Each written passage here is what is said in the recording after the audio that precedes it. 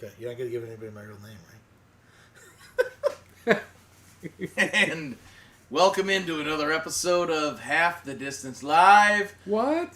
Very clearly a short crew. If you're used to the significantly deeper dulcimer tones of Matty Fax. Dulcimer tones. Dulcimer tones. He is on holiday. Sure, I don't know. Sure. So sabbatical.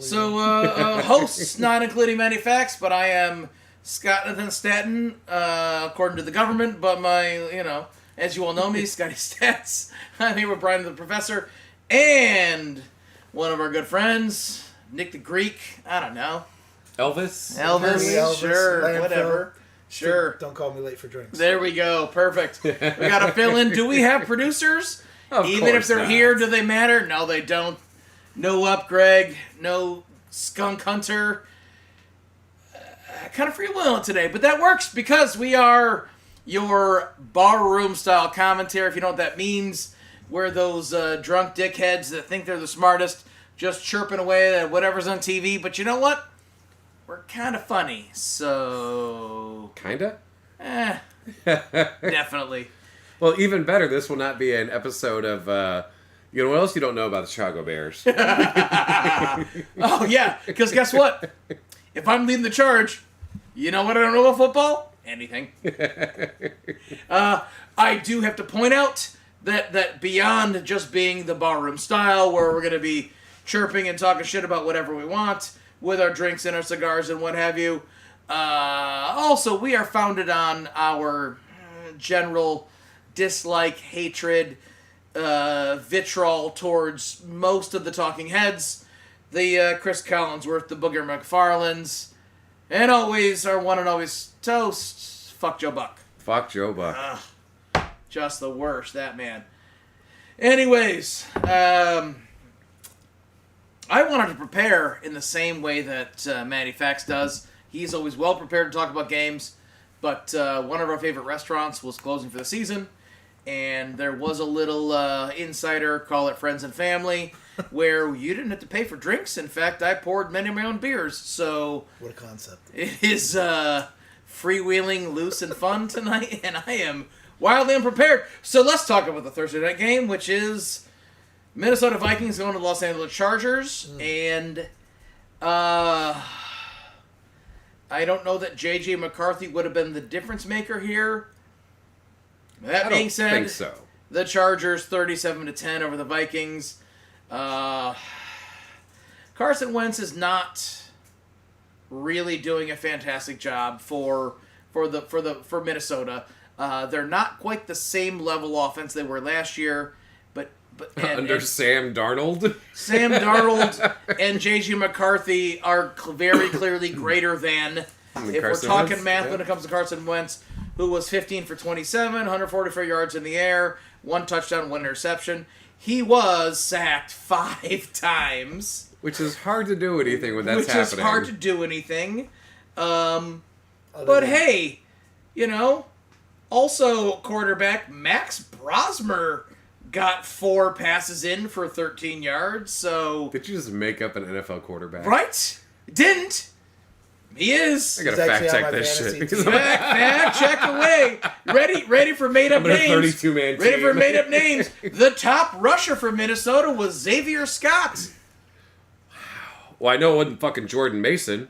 Wasting my fucking Jordan fantasy. Mason and Aaron Jones actually combined for a whopping 9 carries for 18 yards, Brian. 9 times. Aaron Jones 5 for 15 and Jordan Mason 4 for 3. Jordan Mason, who was electric last year with San Francisco, with all the injuries, kept them alive and just being like it feels like wasted behind what's going on in Minnesota. This is wild. Justin Jefferson, a fine day, was 7 for 74. No touchdowns. Jordan Addison, 3 for 26 and a touchdown.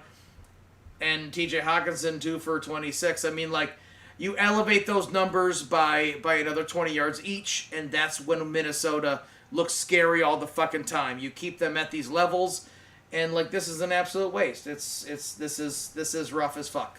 I don't know what to do for Minnesota. I don't. JJ would he be better? Yes, probably. Than this, yes, yeah. Than this, yes. They need a Joe Flacco type. Yeah. Get Alex Smith. Or Not somebody this and season, bring Joe him in. Flacco. Maybe an Alex Smith. Yeah. And like right. when Joe Flacco Yeah. came back and Yeah. Just won lit the it hearts up. of the country. But I mean, the Chargers. I mean, like getting 5 sacks on them. That's enough to say about what's going on with the Chargers. That being said, on the offensive side, Justin Herbert serviceable, 18 for 25, 227 yards, 3 touchdowns, 1 interception. Ain't nothing wrong with that. Right in the meaty part of the bell curve. Rushing, Yeah. rushing Not side. showing off. Kamani Vidal looking like the next phase of their rushing offense Could for sure. be, yeah. 23 carries. Yikes, for That's a 117 lot, yards. yeah. It's a lot of carries, but he got 117 and a touchdown, which is great. Beyond that, Justin Herbert 7 for 62. You know, maybe find someone else. But you know, if you happen to be someone like myself in Biomageddon and fantasy this year, Yep. where you have both Keenan Allen and Quentin Johnson, Oof. and you have to start both of them. But hey, it's okay because those two have been putting up points. At least one of them's going to. Yeah, Quentin Johnson, let me double check here, doesn't have a single stat on the day, but he wasn't hurt and he played. Fuck me. Ladidi earned 0 McConkey, points. he had been their number 1 choice last year. He was the majority leader this game, 6 for 88 yards and a touchdown. Aronde Gatson II. After a fantastic game last week, a solid choice coming into this week. As a Syracuse fan, he left us for pros. Yep. Not gonna be mad at this. Nope. Find this man. Like, he's not the biggest tight end. He's out there blocking when he needs to, but like, great hands, right? He's that hybrid wide receiver tight end kind of frame. Like, not quite fast enough for a pure Not wide quite receiver. fast enough, but also a little too big, unless you're a DK Metcalf. You know what I mean? Yep. Like, who's anomaly, obviously. So he's like that kind of size, frame. You know, smaller side for tight end, bigger side for wide receiver. But you know what? In the right scheme, it works. He was 5 for 77 and a touchdown. After last week, that was a blow up. This week, if you got him, he got you some nice points. That's for sure. Keenan Allen 4 for 44, and then Trey Harris also snuck in for a touchdown. But I mean, yeah, Vikings Chargers. That was 37-10. Bigger upset than I was expecting. That being said, J.J. McCarthy makes a difference, but I don't know that he was going to make that much of a difference. That was just Chargers defense is still nice. Yeah. Vikings need things to be perfectly in place. And when they're a little bit upset like this, they're not really having a great time. So I do want to say, and like, again, he was awful, but their quarterback, who I'm just now learning about, Max Brosmer, I didn't make it up? Oh, weird. went to college in Minnesota for the Gophers Okay. Golden Goose. and was an undrafted signee at Okay. age 24 this year. Oh, hold on. So All he's right. a hometown boy. Okay. I was like, that's kind of cool, you know? I apologize for not putting enough respect on his name. That give is up on that his is exactly the kind of story that I love when it comes to professional sports. But he's in, of any kind, and he's in that so- realm of like Bo Nix of Yeah. like, you know, so many years in Yeah. college. Like, I like it, you know. Beautiful. A lot of people go to college for 7 years. In the most obvious game of who's gonna win from last week, Miami played the Falcons and made us look dumb. Miami 34 to Atlanta 10. Yep. I will say this for Atlanta: Kirk Cousins starting was a Kirk Cousins who's cooled down. While he did start last season with Atlanta, and near the end of the season, the last few games were Michael Penix. We saw a Kirk Cousins recovering from Achilles, and it was like, who knows? He could be in there. You could shake him free, but his time away. This He's very mid. My goodness. Yeah. Oh, and against Miami's defense, it should have been incredible. That being said, no Drake London. That hurts, but I felt like Atlanta's better, especially when you have Bijan Robinson with 9 Only 9. Just 9. That's it. I don't care how far behind you are. So he must have gotten 110 yards for those 9 carries, right? Did not. 25 yards and no touchdowns. Tyler Algier was the only rushing touchdown. He was 4 carries for 4 yards and a touchdown. Are you kidding so me? McDaniels keeps his job for another week. Sure. His slow descent On the into receiving madness. side, Kyle Pitts, 9 for 59. Put him through the fucking trenches. And then who else? Karel Hodge and Casey Washington, and then Bijan sharing 31, 25, and 23 yards. Rough for the Falcons. On Miami side, boy, last week they we talked about them looking better without Tyreek Hill, and then to play Atlanta, it didn't feel like, it's not like Atlanta was untouchable, but it didn't feel like this was going to be. Team. They're a decent team, Yeah. with or without a starting quarterback, Yeah, because Kirk yeah. Cousins is like not He's looking serviceable. like that. He's a good Absolutely. quarterback, you know. He is, and like he's definitely starting cool. Tua, 20 for 26 passing and 200 yards. Maybe his best game in a while. I mean, you like know? it's like wildly efficient. And with no concussions. 4 He had touchdowns. no concussions. Only got sacked 1 time. Pretty impressive. It's the only two stat you have to track. Devin It's Achan. true. You would assume that this was a game that he just ran for his goddamn life. But in total, they only had 41 yards on the ground. Devin Achan was 18 for 67. Ollie Gordon, who needs more of a chance at Miami, 10 for 46. And then Jalen Wright, 28 yards. No touchdowns on the ground. On the receiving end, though, Jalen Waddle, 5 for 99. 1 touchdown. If you're fantasy with bonus points and that 1 yard burned you, I'm sorry. Yep. But you started someone from Miami. That's advised. I missed that. Malik Washington, 4 for 36 and a touchdown. Devin Achan, though, obviously he's got them hands, 5 for 24 and a touchdown. And Ollie Gordon, 1 for 20 and a touchdown. I mean, and Nick Westbrook-Akine, who's a solid talent, but on Miami. So, sorry, man. 1 for 18. So, I mean, the talent on Miami is there. We know that. I did mention, at least last week, if not a little bit before, I felt for a while that there's a head coach problem in Miami. Yes. Not an offensive or defensive scheme problem. It's a personality issue. I do think that they have one of the best offensive coach minds in the game. Yes. Mm-hmm. He's just sadly wasted as the head coach. I think he's sadly wasted as a head coach. I don't think he has control of his program Nope. when it comes to attitude. But now, and now we're seeing a shift in plan with wide receiver 1 gone. And wouldn't you know, offense thrives when we have to make a shift, and you can now your offensive brain has to do something to correct it, and this is where they thrive.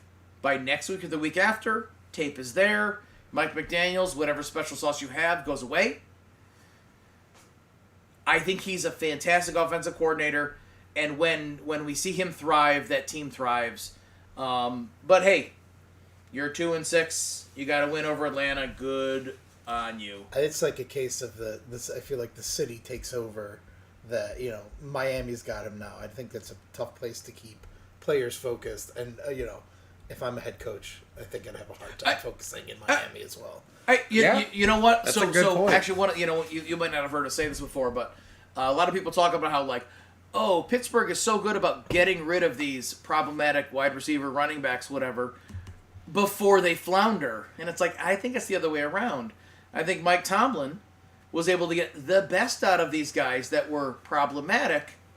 He got every bit of juice out of them. Then they went somewhere else and they imploded. Yep. Yeah. Because they didn't have that fucking tutelage. Because they didn't anymore. have that. Yep. We don't Pittsburgh. put What are you respect on what culture, locker room culture, has to offer, right?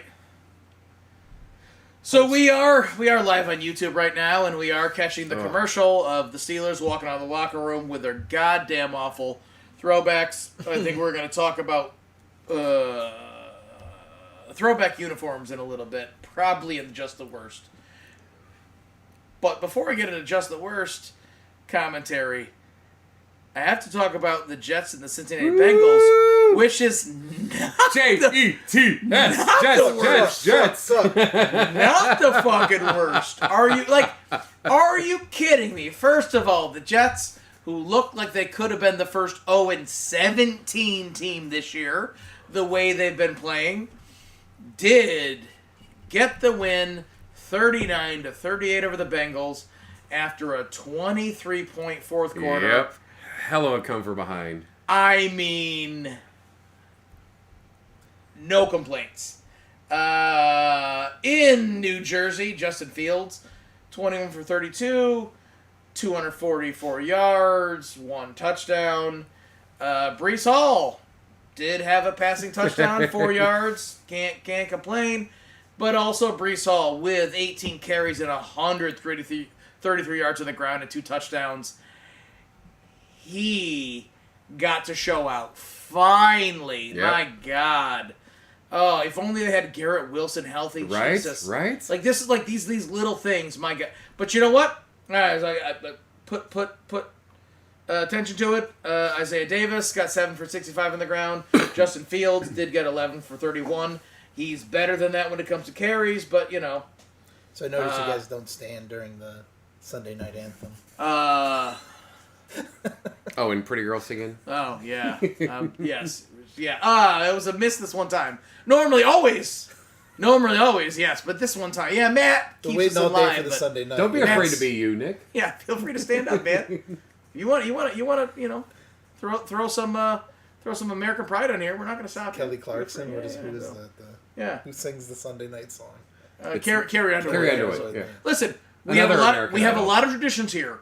You can't judge us on some and then not participate in others, like the pre-show kiss. You didn't want any part of it. Yep. I'm disappointed. I was hoping to get a smooch, but hey, whatever, man. I was hoping you know. for a 12-second hug, but I was told that was completely off the table. Well, I'm hoping after 2 quarters you'll be ready for the halftime makeout set.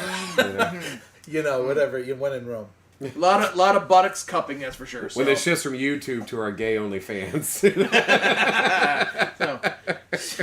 I was wondering what was paying the bills. speaking of gay only fans, back to New Jersey. Oh no! Not the worst segue. On the receiving side, I did mention It's that still there my gay stuff. that Justin Fields did have 244 yards in the air, and he shared it with everyone. Tyler Johnson for 64 yards and a touchdown. Isaiah Davis got 44. Mason Taylor got 34 and a touchdown. Isaiah Williams 31. There was a 24 and a 23 and a 14. I get that they were playing the Bengals defense, but you know what? He moved the ball to wherever, and especially again, like no Garrett Wilson. This is a team that's floundering. They got a lot of points against a bad defense, but they got the win. They got the win finally. Holy shit, they got the win.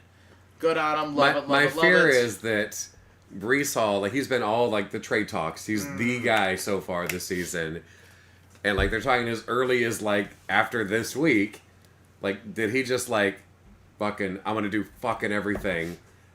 Ramp up that fucking trade value for me, man. I wanna fucking get paid. I was like, you already know I'm your best offensive weapon. Did you also know that I can pass it? You know? The problem is trade value doesn't do shit for these guys, right? Because like the teams that might want him, it depends on if he has a no trade clause. Because No, he doesn't. yeah, so that's the issue. Like he's gonna be game, yeah. Right, But it like- opens it up to teams that could actually pay him. Instead of like, oh, we just need to plug a running back hole. Like, oh, you're somebody we might be able to build on. Right. He has no say in it, Right. But also it could be like the Titans say, wouldn't it be nice if we had someone like Breece Hall, and now he's stuck going over there because he has no trade clause. So Yeah. if he says I'm ready to get out of the Jets, let me get my numbers for that trade. Fair enough, but he's still under rookie contract. Yep. No trade clause. Like what he can do. Everyone recognizes his value. I don't think he needs to work that hard for it. Like they know it's there. They know he's floundering for the Jets. Doesn't hurt to remind everybody once. Doesn't hurt to remind every Yeah. once in a while, but at the same time, like, you have no control over this. You can go somewhere. But him having an rough. amazing performance when the trade talks start to get serious. Now, so that opens up. Oh, decent teams might be Right. interested. Now- They're going to make a playoff run. now you you're know? talking. Now, exactly. So, anyways, jump over to the Bengals. Joe Flacco, played a Joe Flacco game. Right? He came out of the gate last week with the Ben Gay Bowl and put yards on the fucking ground. Today, 21 for 34, 233 yards, 2 touchdowns. Rushing. I wasn't expecting to see some JP Ryan 9 for 94 and a touchdown. He did just lose his college rushing record. Oh, really? No, we talked about it last week or the week week, before for total yards in a game. He did just lose that, but it just felt like we haven't seen much of him lately, especially behind Chase Brown, 12 for 73 and a touchdown, and Joe Flacco did run for 2 for 14 and a touchdown. But last week when we saw Jamar Chase just getting the ball whenever the fuck he wanted, he was targeted a whopping 19 times for 12 catches and 91 yards. T. Higgins, 1 for 44 and a touchdown. Noah Fant got some stuff. Chase Brown a little bit and a touchdown. Let's be honest, Bengals-Jets, a way better game than we all deserved from what we were expecting with that. But again, the Bengals, even with Flacco at the helm, putting up 38 points and losing. That's just traditional Bengals the last couple of years. 100%. 100%. How much better would it have been with Joe Burrow there? 20% better. That would have been the win over the Jets. Still no defense. Because their defense sucks. So, yeah.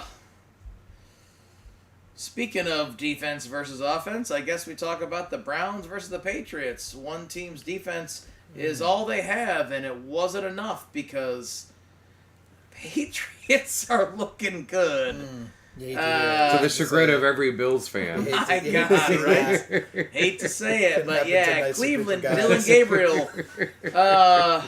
Gabriel, 21 for 35, 156 yards, rough. He was also 2 touchdowns and 2 interceptions.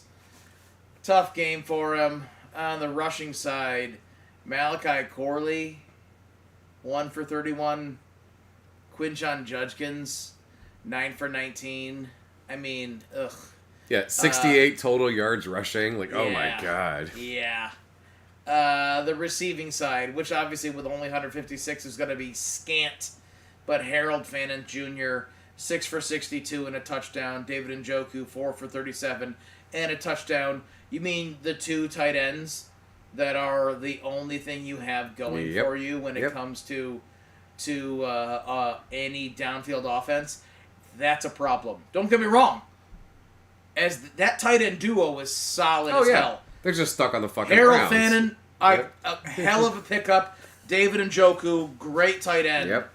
But then, I don't know, we're followed up by Jamari Thrash. Well, when your best receiver is Jerry Jeudy, and didn't get targeted a single time. Dylan Sampson and Jerry Jeudy. Yeah, Jerry Jeudy, 2 targets and no catches. Yep.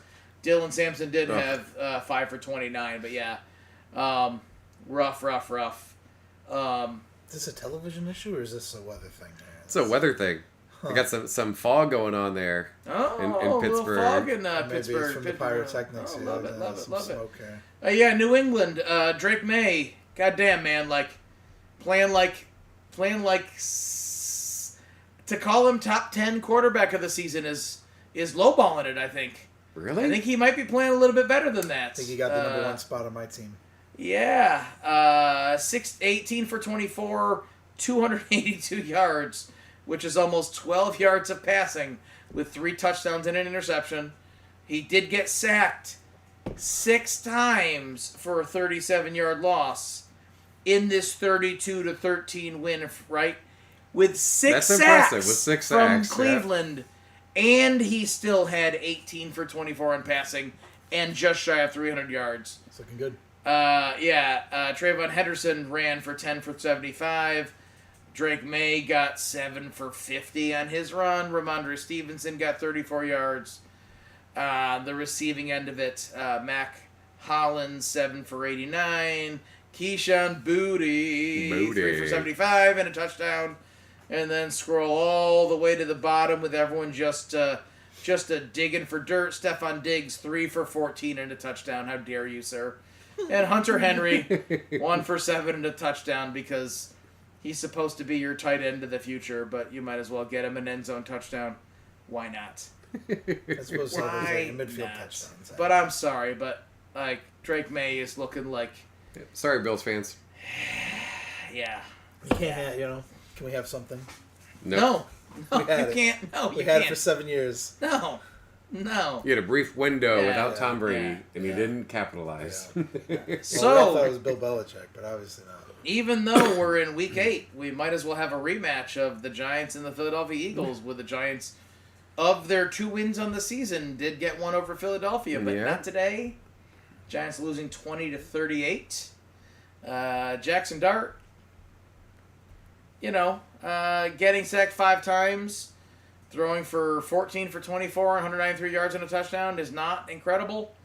But Philadelphia's defense showed up. They got him 5 times. Yep. Like, I'm sorry. Like, we know that New York's defense is not great. It definitely didn't help when his best buddy left the game with his foot facing fucking backwards. Cam Scattaboo, who has been the spark that the Giants have just been thriving on. Dart and Scattaboo were just looking like the combo for the future. I definitely worry so hard that Scattaboo, young enough that can recover from injuries like this, but when you're that kind of that running back that just is undersized, not a ton, a little short, but like 215 pounds. He's not 5'4". Yeah, but also like as a rookie, like that weight is just meant to go on. The muscle's meant to go on. You're meant to get smarter and better with your runs. He was looking like someone who's just going to be an animal for the next few years. To go with an ankle injury, like It's if that kills the explosive, that sucks. Well, we all just assumed it'd be concussions that kicks him out of a game. Oh, I 100% assumed that concussions were going to take him out. But I do believe that Tyrone Tracy can get back on track, hopefully back on that first squad, getting more of those regular snaps, because he was looking like the guy who was going to carry us this year anyways. He only did 10 carries for 39 yards today. Jackson Dart did get 6 for 17 and a touchdown.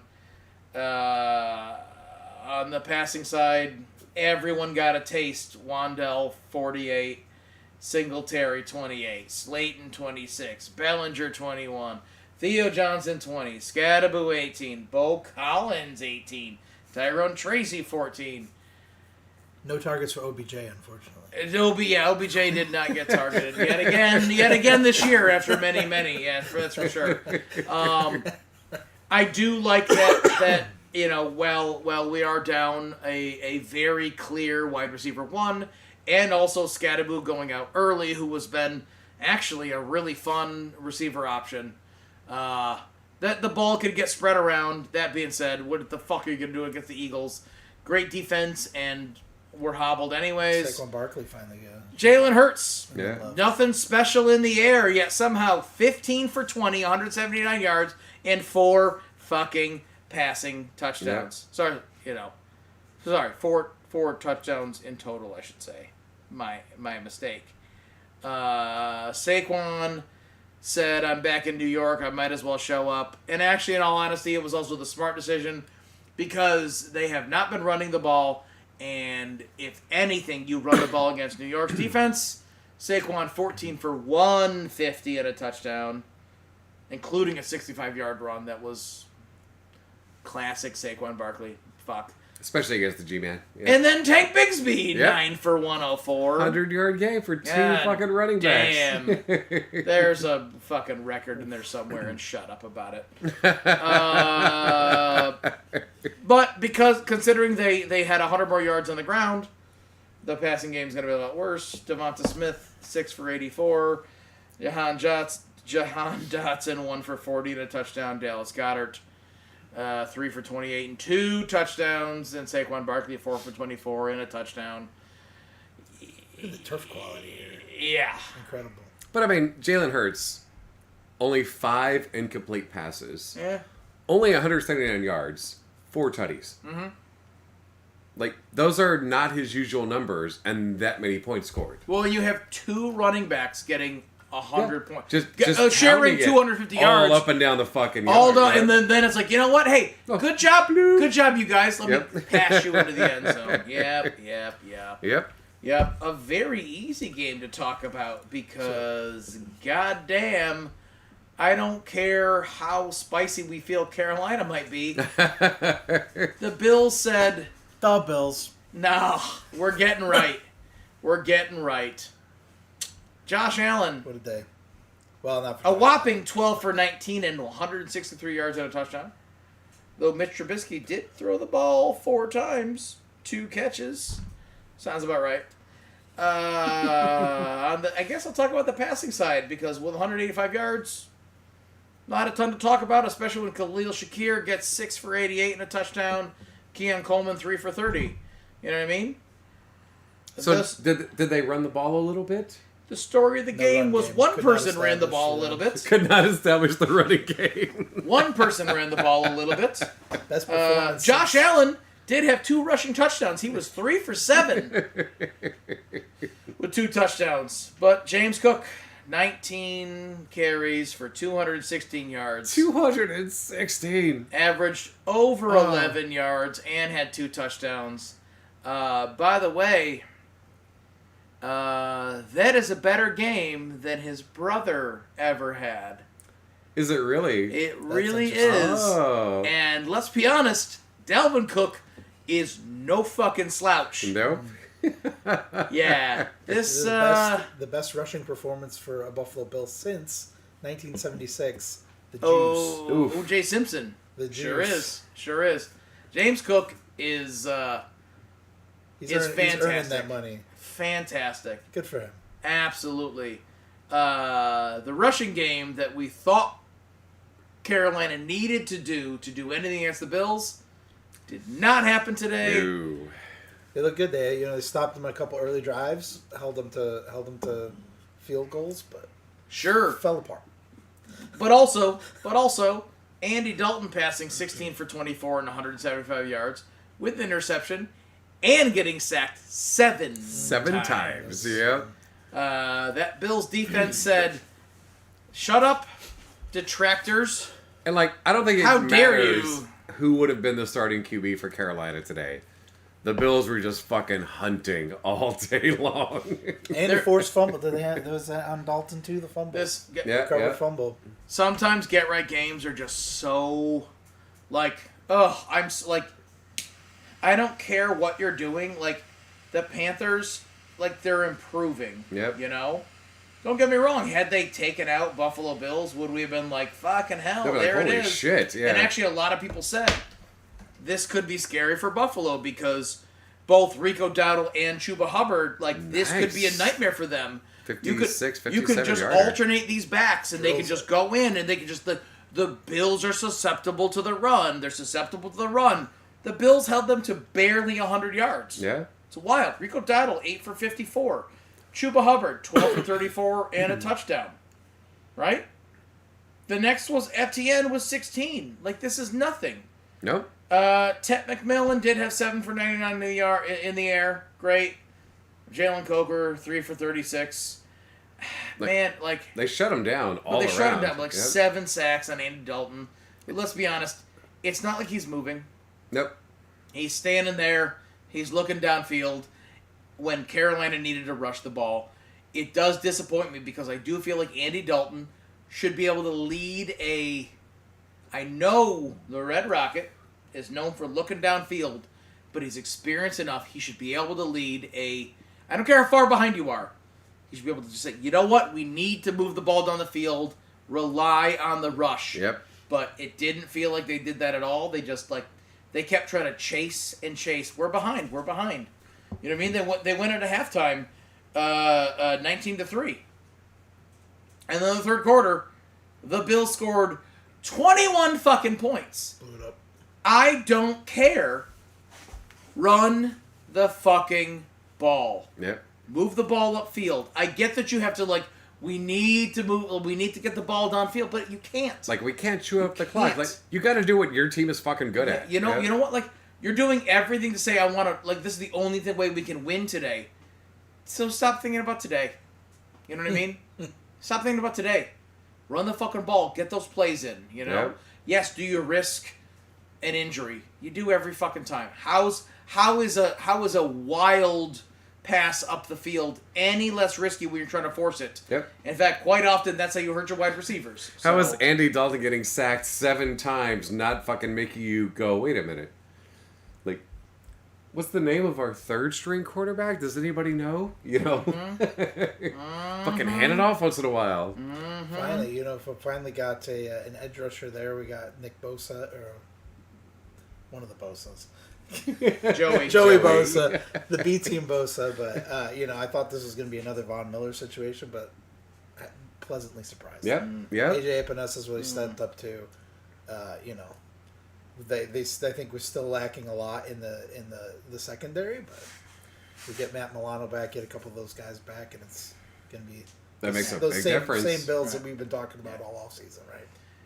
But better and better, hopefully. The game that we all knew. If there's 2 games where someone said, "Hey, run the ball and this is how you can beat them," did not work for Carolina. But when Baltimore needed to just run the fucking ball to win, that's what they did. Another week without a starting quarterback, you got Tyler Huntley. But you know what? Recently re-signed Tyler Huntley. Tyler Huntley, who a couple years ago looked like Lamar. The B- version of Lamar Jackson. No complaints. Like a man who just knows how to run that offense, right? Keep the ship moving. Here he is, right? Nothing special in the passing game. 17 for 22, 186 and a touchdown. Zay Flowers 7 for 63, great. Rashad Bateman 2 for 51. Mark Andrews got some targets. Charlie Kolar 1 for 10, the single passing touchdown. All right, great, whatever. Rushing, Derrick Henry 21 carries for 71 yards. Tradesman work, but that's all you fucking need to do against the Bears, right? 2 touchdowns from that effort. Tyler Huntley, not afraid to mix it up, 8 for 53. Again, like a couple years ago when I saw him play behind, right? And he's like, this man can run, right? He's not Lamar Jackson on the run, but he's good. Yep. There he is. He's a decent substitution. Keaton Mitchell, 4 for 43. No complaints. Chicago side, yeah, it really was the rushing game that and then Baltimore's defense, which it shouldn't be that scary, but it was enough to hold Chicago back. Caleb, nice game, 25 for 38, 285 yards, no passing touchdown to interception. Yeah, the problem with that 285 yards is that Rome got 144 yards in passing. DJ got 73 yards in passing. Colson Loveland, rookie tight end, got 38 yards. Olamide Zaccheaus got 33 yards. DeAndre Swift got 26 yards. And all of it for naught. Like 0 touchdowns from it. When you say between the 40s, almost the entire fucking game. They fell behind and they their rushing game wasn't helping them out at all. Like DeAndre Swift 11 for 45 and a touchdown, great, but that's a rough one. Yep. And then Caleb got 24, Chicago's been looking better. Baltimore knew exactly how to scheme against them, took advantage, and then Baltimore got outplayed. I guarantee Matt has 20 more minutes on what actually happened. 100%. The reality is Baltimore got outcoached. Bears. Bears got outcoached. Outcoached. And while they have a great new coach on there, their talent is not quite ready.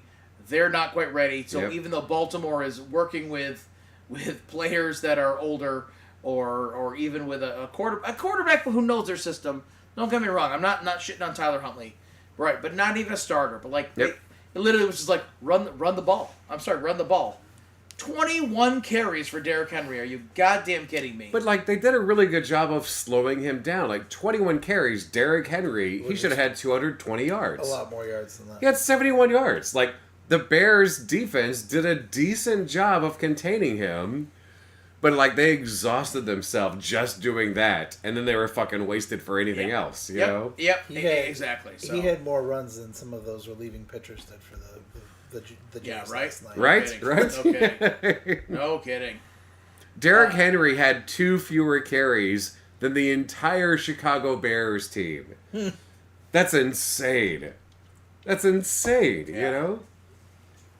In a game with a score that I would have expected absolutely inverse, San Francisco lost to the Texans 15-26. Did not see that one coming either. I did not see that one coming. Other way around. Good on Texan, but San Francisco, Mac Jones, who's been having a nice season. I don't want to take anything away from him. This was one game. He's looking like he might deserve a real spot somewhere and a real chance. I don't think he's looking. He's not at the same level of like where he could take off like we saw some of those guys last year. But he's still learning from that awful fucking Pats team he was on. It's feeling like maybe we're seeing like he deserves that next shot, right? But today, not that way. 19 for 32, 193 yards, 2 touchdowns, and an interception. Christian McCaffrey, a whopping 8 carries for 25 yards. Ouch. And then Mac Jones, 2 for 23. That was all 48 yards on the ground. That's fucking it. San Francisco had. Jawan Jennings spending a lot of money, but only getting 4 for 45. Kendrick Bourne, 3 for 43. Kittle, 4 for 43 and a touchdown. McCaffrey, 3 for 43. And then way down the list, Jake Tongas did get a single catch for a touchdown. Rough for San Francisco. CJ Stroud, solid as hell. Fucking Holy lit shit. it up. 30 for 39, 300 yards in the air, 2 touchdowns and interception. Woody Marks. Everyone who said pick him up if you're in fantasy, he's going to be the guy coming up. We all did that 4 weeks ago. I'm raising my hand. I did the same. And then dropped him. I haven't dropped him, but there's never been any reason to Why play would you him. start him? Yeah. This week was a good one for him. Right? Like he and Nick Chubb, between the two of them were one solid running back, 11 carries and 62 for Woody Marks. Chubb, 17 for 56. In the air, Xavier Hutchinson, 5 for 69 on TD. Noel had a bunch. Marks, 4 for 49. As I'm saying, like, respect on that. Braxton Berrios was there. Jaden Higgins was there. Dalton Schultz was there. Jared Wayne was there. Nick Chubb was there. These are all double-digit yards in the 300-yard passing game. If Houston can move the ball like that, as opposed to relying on 3 receivers like they used to have, if they can find more of this, spread the ball. I know they're still missing their key guys. But if they can figure out a way to like move the ball like this, when they add in the key guys, they can get really dangerous. Really dangerous. That being said, good win over San Francisco. Like I thought the Texans were a much stronger 2-win team going into this week. Yep. Against the Niners, no, I didn't give them a prayer against the Niners, who are like not a great 4-win team. No, but I thought their defense was way better than that much of a spread. Yep. 100%. I agree. And like Stroud just fucking peppered the field all day long, and like, who the fuck is open? Who's got hands? Like, you know. And, what surprised me was like I feel like last week when we all picked. I guarantee we all picked.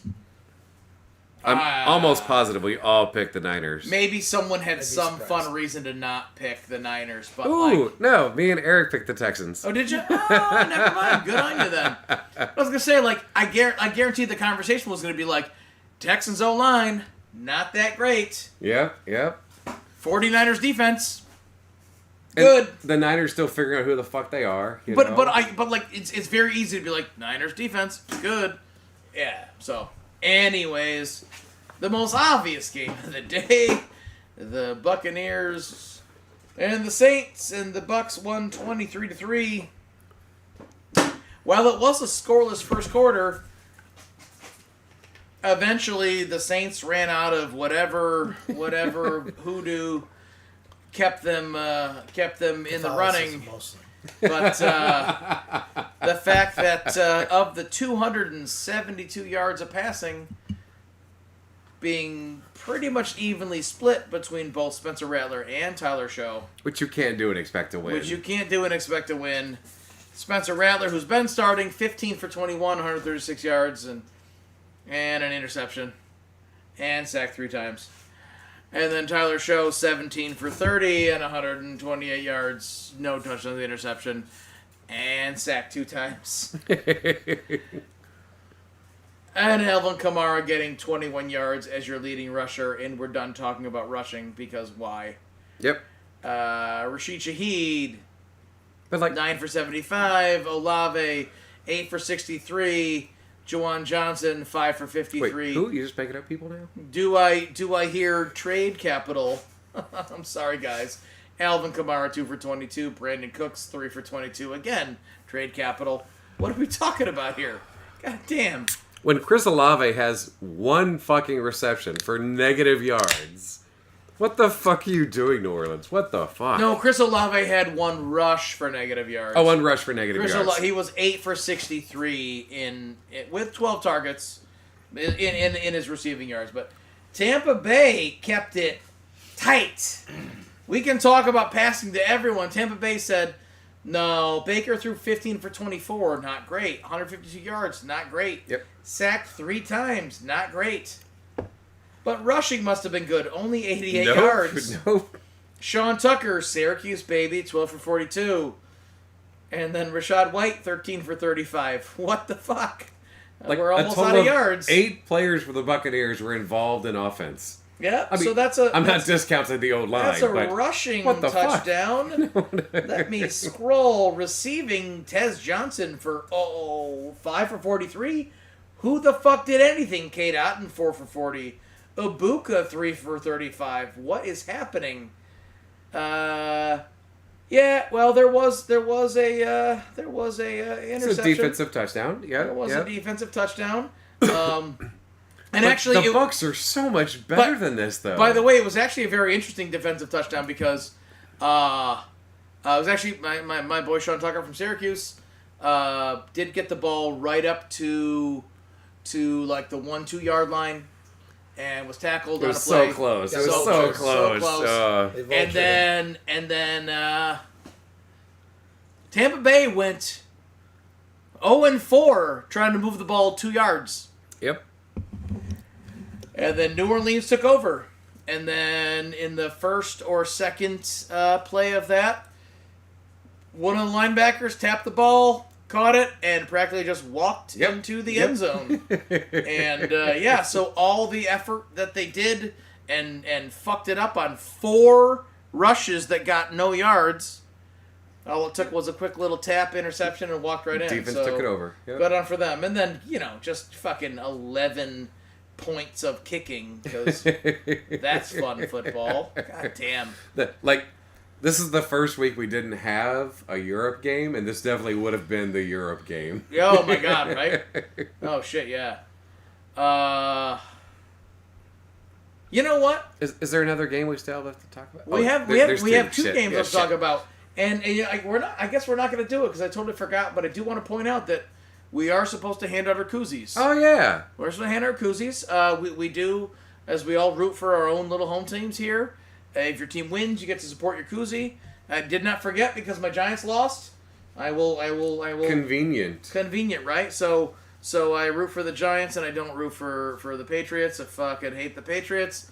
But the Giants did lose, therefore I am legally, according to our internal court of law, I should be supporting the wrong koozie. Shame on me.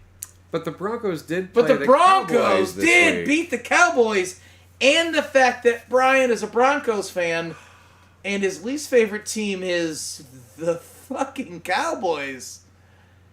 I am sorry, Brian. That is my mistake. It was unintentional. Mea culpa. Because this is like the double. This is the double, and I should have recognized at the top of the game. I think you have to eat that Cowboys koozie now. I'm not going to do that. I will just give you your fucking Broncos koozie. Oh my god, he's eating it for everybody. Smash job. Not watching. Shut up. That being said, you know what? We do have Nick here, who's a Buffalo fan, And they the did Buffalo win. Yeah. And we might as well support that Buffalo koozie. There are Buffalo fans here, so How sweet it is. It is rough that Matt doesn't have to support a Green Bay koozie with the Bears loss, but whatever. Good Well, if for he him. misses 2 weeks in a row, the rule is he's got to get a Packers tattoo, Good right? for him.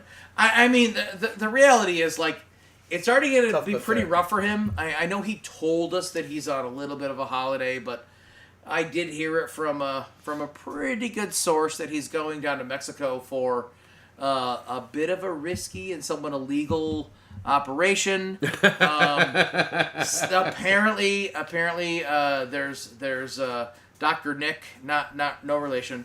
Hi, everybody. Hi, everybody. Is known for inserting a somewhat medically sterile thread of floss to tighten up his butthole ring because it is getting problematic. So, good healing on you, Matt. It's all speculation. I don't know. I thought you were don't going know. full on like penis rod. It was. You sure, went butthole tightener. I'm sure Okay. he's got that. I'm sure he's got that scheduled out. So. Yeah, I listen. It's all conjecture. I don't know, Matt. Like, just good on you. Healthy recovery. Like Cancun one weekend, Cabo the next, or something. Exactly. Like that? Yeah. Okay, Your donut pillow's already in the house. We've made sure of it. You're safe. But again, all conjecture. Whatever. It's all. I don't know. Anyways, Cowboys and Broncos started even though the Broncos outscored in quarter one 14-3 and 13-7. I will say it did look like Dallas were playing good football. Yes. Yep. Even though they were losing that badly, Dallas was playing good football. And they arguably played a little bit better as the next two quarters went on, but it was still a loss 24-44. Dak Prescott a whopping 19 for 31 and 188 yards. 2 interceptions and 2 sacks. Joe Milton went out there, 3 for 4, 58 yards and a touchdown. Sir Joe Milton the third, Joe Milton the Esquire. third. Javonte Williams, pedestrian numbers from what he's been doing. You can't stack him against your former team. Fuck that guy. He was 13 for 41. 2 touchdowns, still solid. Dak 6 for 31. Rushing was pretty rough for Dallas, but for like 250 yards in the air, pretty disappointing for an entire game for sure. George Pickens 7 for 78, looking very comfortable in Dallas. CeeDee Lamb getting back, getting legs under him, 7 for 74, no touchdowns. This duo was looking scary. Dallas's defense is the problem right now for sure, because those two not playing the Broncos, putting up a lot more numbers. Yep. Broncos defense is strong, and Dallas' defense is not. Yep. Broncos, good job holding those two back. They look like they can be a problem going forward. Jalen Tolbert, 2 for 47 and a touchdown. On the Broncos side, again, it definitely felt like a slower game for them getting going, yet somehow still scoring points. Not slower than last week. Nah, yeah, fair enough. Bo Nix, 19 for 29. Efficiency, not what we're used to seeing from him, but 247 yards, 4 touchdowns, and 1 interception. Hell yeah. On the ground, J.K. Dobbins, 15 carries, 111 yards, no touchdowns. That's fine. You got R.J. Harvey, 7 for 46 and 2. Woo. Punch it in Marvin there. Yep. Mims with a few. No problems there. In the air, Troy Franklin, 6 for 89 and 2 touchdowns. Cortland Sutton, 67 yards. Pat Bryant, 2 for 40 and a touchdown. What? And then Ingram and Dobbins, and then R.J. Harvey, 1 for 5 and a touchdown. Good on you, Denver. Good on you, Denver. You get a touchdown. You get a touchdown. I know like it. That. Yep. Good for fucking Denver. I didn't right. think. I mean, I know the Broncos are better than the Cowboys. I didn't think they were going to be this much better today. And like the win last week, that could have gone either way. Like it really could have. It could have been like it goes to our heads and we just fucking lose our shit to whoever we're playing next. Or, okay, we're better than this. We don't need to score 33 at the fucking last quarter to win a game. Like, let's just do better in the first and second and third quarters, baby, you know? Yeah. But Franklin, like, as a Broncos fan, I've not been watching him closely. After last week, like, oh, this boy's got something, you know? And then this week, yep, fucking tore it up, you know? So, you can't talk about Dallas' defense without talking about the Micah Parsons trade, because he is an individual force. Mm-hmm. They traded him and did nothing to truly correct that. They literally said, they had no game plan. They literally said, we can't pay him. We're going to trade him. We're going to get a little something for it. But someone else is going to cover his contract. They got future for him. Yep. So for today, nothing. They've done nothing to fill that gap. They had nothing in mind, even remotely close to him. Yep. Right? Trade time this year, draft time this year, there's plenty of times where it's like, wow, you got rid of that guy for who? And then these rookies are like, oh, I see it. I see the future. Like, I see what you're going for. I see what you're going for. This one, stop pretending like you're not in a rebuild. Commit to a fucking rebuild. And that's the problem with Dallas. Like, you're half-assing it. Yep. Which we support here. That's Half the Distance Live. We always whole support ass nothing, half-assing half-ass everything. But that's what we want to watch. Nope. Like, if you're gonna you went all out paying Dak and CD, right? George Pickens is gonna want some money. Yep. But doesn't seem to be you want to pay. And Micah Parsons is like, okay, great, you let him go for draft picks, but like it doesn't seem like it's gonna be enough. You can always strike gold, but holy shit, Yep. I question this because Denver is good this year. Not taking away from Denver when I say this, but this should have been a closer game. Should have been. It could have been a closer game with better ownership / GM, which is the same fucking thing, decisions. The talent on the Cowboys team that they still have Yeah. is good. Yes. It's good. They're not a 3-4-1 team, you know, talent wise.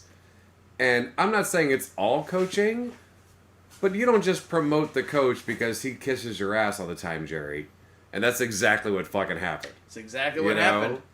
And it plays like a kiss ass got the job. Yep. So yeah. And to have no game plan. I mean, clearly, with the trade with Micah, yes, they are building for the future. They are rebuilding. Fucking admit it. Fucking trade away the last remaining bits of talent you have and make amazing fucking moves the next 3 years. Yep. Don't fucking half-ass it. Yep. You gotta fucking make a decision. On the other end, super happy with my Broncos. Oh. As you should. And that was with a pretty hobbled Surtain the entire game. Oh. So, I'm good with it, Yeah.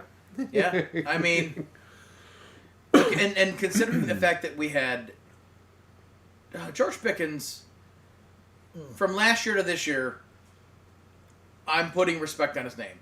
I like him. Yep. The number of times that we saw this potential with him in Pittsburgh the 2 years prior, it was remember when we talked about Pickett to Kenny Pickens to Pickett, when they were both rookies, and it's like, you know what, that's if that works out, it's going to be fun. More because the combo name was fun to say. It's not like we were expecting... Alliteration is fun, and they're fucking rookies. It wasn't like we were expecting fireworks, but they were both the picks that were going to be starting rookies. And one of them worked out, which is always fun. But Pickens seemed to be struggling. He seemed to be this prototypical problematic wide receiver out of Pittsburgh that's going to go somewhere else and fall off. I love that it didn't happen. He went to Dallas. He got runway because CD was hurt. Yep. Fucking there you go. And he stepped up. And now if the two of them can produce together, that's going to be great for the Cowboys. Oof. I don't love celebrating the Cowboys. Only because, like my Giants being direct rivals. That being said, I support good football, and I'm not gonna. It's painful to say, but when the Cowboys are competitive, it's better for football overall because they are one of the teams that have the broad fan bases. So therefore it becomes better when they're good. I don't want them to be great, but I would rather that they're good because it's good for overall football. Moving on to a game that no one expected to be interesting, and it wasn't. The Colts. Because the Colts did beat the Tennessee Titans 38-14. I will say this. I didn't expect this to be good when we talked about it last week, but if you asked me about it over the summer, I would have said that's going to be the worst game of the week. But here we are, Indianapolis Colts at 7-1, proving to be a scary team to have to play. Yeah. However, let's talk about Tennessee and Cam Ward having a good, decent game. 28 for 38. Yep. One touchdown, 259 yards in the air, one touchdown, one interception. He did get sacked 4 times. He does play for the Titans. So He does have no receivers. that is a good game, yes. Tajay Spears led on the ground with 9 for 59 and a touchdown. And Tony Pollard followed with only 44 yards. Ouch. And receiving, Shumiri Dike, 93 yards in the air. Right? Chigo Kongwo, 4 for 53 yards. Alik Ionamore, 4 for 55 yards. Gunnar Helm. You can Everyone make up the knows entire who I'm talking receiving about, corps, right? You know? Oh, You wait a can minute. make up Ready? every one of them. Ready? Tajay Spears, 3 for 23. We know him. Gunnar Helm did get a touchdown with his one of his 2 catches. Do you know Van Jefferson is still playing? Right? He had one. he got one, right? I know. Tennessee is just in such rough shape. Good on you for getting 14 goddamn points because Colts defense is good. Also, one of those touchdowns came in the 4th quarter, but Yeah.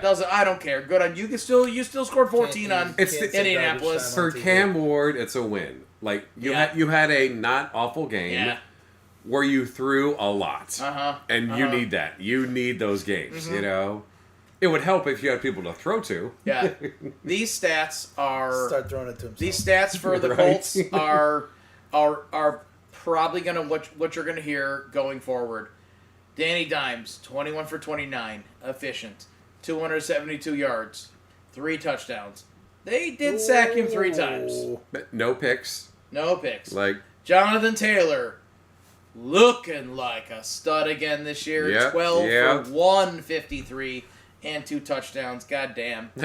And then, JT's like, so I just get the ball and I just go that way? Yeah. Okay, cool. and then no one else This is easy. over Right. in double digits on rushing yards. Nope. But in the air, Michael Pittman, 8 for 95 at a TD. Yeah. Good. He's there. Alec Pierce, you're supposed to throw to him. 2 for 69. Can't beat it. Tyler Warren, decent tight end. 53 yards. Josh Downs, 39 and a touchdown. Jonathan Taylor, 2 for 21 and a touchdown. Indianapolis should have won this game. They won the game exactly as expected.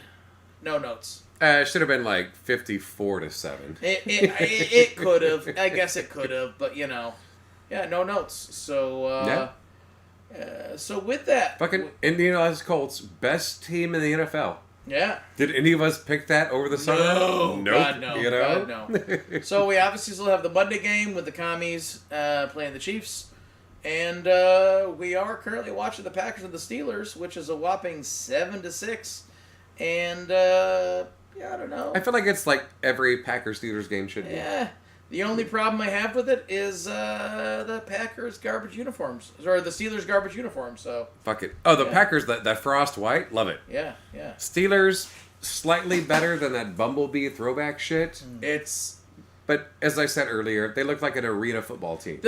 the mainly yellow helmets look awful. Yep. The jersey looks like a sad screen print What setup. is the crest they are working with on there? Is this some sort of they're trying for like a football? They're club? trying to be like the Decepticons, I think.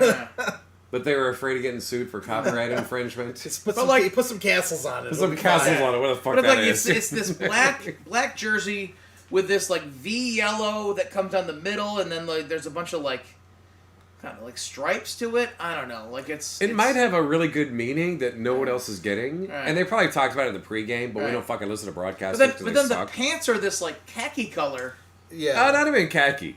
It's flesh. I'm sorry. And that is what they call flesh colored in like the pantyhose right, realm. flesh color for everyone who's not black. Yep. Which is 10 of the players on the field in total.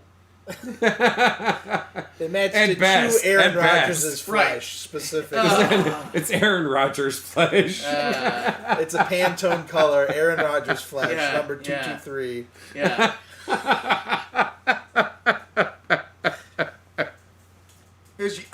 I don't understand it. It's going to be the next big look in athleisure wear this summer. Just Yeah. keep it Anyway. It probably will be. Anyways. Fuck all of us. Yeah. Those are the games for the week. So with that, we go into our interim segments. And I guess I won't shut up as I go into Keep on talking, my Scotty. signature Keep on segment, talking. which is the NFL. Because things do happen outside of professional football, and I'm here to talk about whatever I feel is relevant in other sports or otherwise. Not in the world at large, just other sports. Sometimes the world time at to large, time, but yeah. mostly I try to keep it to sports, Yeah. So sometimes you never know. I have my moments, but I guess I'm going to talk about the NBA, which did just Hell Kick off. yeah, you are. kick up, and I can't not talk about the number 1 draft pick, and the number 2 draft pick, and the number 3 draft pick, because As you should. it has been a really, really nice opening for the 3 of them. So starting with number 1 would be Cooper Flagg. Mm-hmm. His opening game of the How did his season. first game go? His opening game of the season was an okay game, and wouldn't you know, it happened to be against the number 2. What? Yep, of Dylan Harper. So Cooper Flagg out of Duke, Dylan Harper out of Rutgers. Cooper Flagg is starting. He has been the hype of all the things. Mm-hmm. Did he only have 10 points on the game? Yes, he did. Did he also have 10 rebounds? Yep. It was nice. I mean, double your first game out in pros. Yeah. Absolutely. Nothing to be bad about, you know? Absolutely. Now, did he step it up a little bit when he played in his second game? Right, got 18 points. He got 5 rebounds. When he and wasn't 6. playing against Wemby? It was against Washington, but yes, in that opening game, it was against San Antonio. And while I do want to talk about Dylan Harper with 23 minutes, he did get 4 rebounds, 2 assists, and 15 points, and that is nice. I got no notes on a rookie doing that, but when you also have Stephen Castle, former Rookie of the Year, Devin Vassell, former Rookie of the Year, or was that Keldon Johnson? No, Johnson. Yeah, they got a nice team, though. Sorry. Yep, Yeah. Keldon Johnson coming off the bench. Yeah, very right. But also Victor Wembanyama, opening night of the goddamn season with 15 points and 15 rebounds and 40 points. He just fucking came out screaming. No complaints about this. I was really pleased with, the Spurs, obviously, that's my team. Yeah. But Cooper Flagg, for game 1 out of the fucking gate, Yep. that's a fucking rough one. Mm-hmm. That is a rough one, you know? Mm-hmm. And to be honest, listen, he's got Anthony Davis on the team, who, 13 for 22, right? Great. But known for developing new talents. He didn't fucking help him out at all, you know? Right. But also, you got P.J. Washington, who 6'7", 230, bowling ball, small forward, right? Great. Anthony Davis is power forward. Cooper Flagg should be a power forward, but he's now playing more small forward because Derek Lively, who's your 7'2" player, yeah. who's going to be the center. Well, so if Anthony Davis is your power forward, P.J. Washington is your small forward. So Cooper Flagg has got to be a shooting guard, right? Yeah. Oh no, you got Klay Thompson, who can't bring the ball up the fucking court. So Cooper Flagg, Arguably a small forward to power forward Yep. is bringing the ball up the court, and I got no problem with that. But that is a lot to carry. If you've played before. It's a lot to carry when that isn't your position. Yeah, You know what I mean? yeah. Like there have been point forwards out there. There's not a ton of them. Yep. Point forwards exist, and the way this game, but like you don't have a clear point guard, Yeah. That's and problematic. now you are the. Hey, Yep. hey, you know what?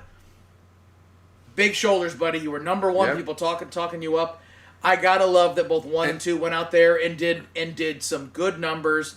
But I have to talk about the number 3 pick and his opening game, and we're talking about VJ Edgecombe, 6'4", 180 pounds, Jesus. coming out of Baylor, number 3 pick. He Beanpole. put Fucking great though. he put the goddamn world on notice. Yep. Because their opening game was against Boston.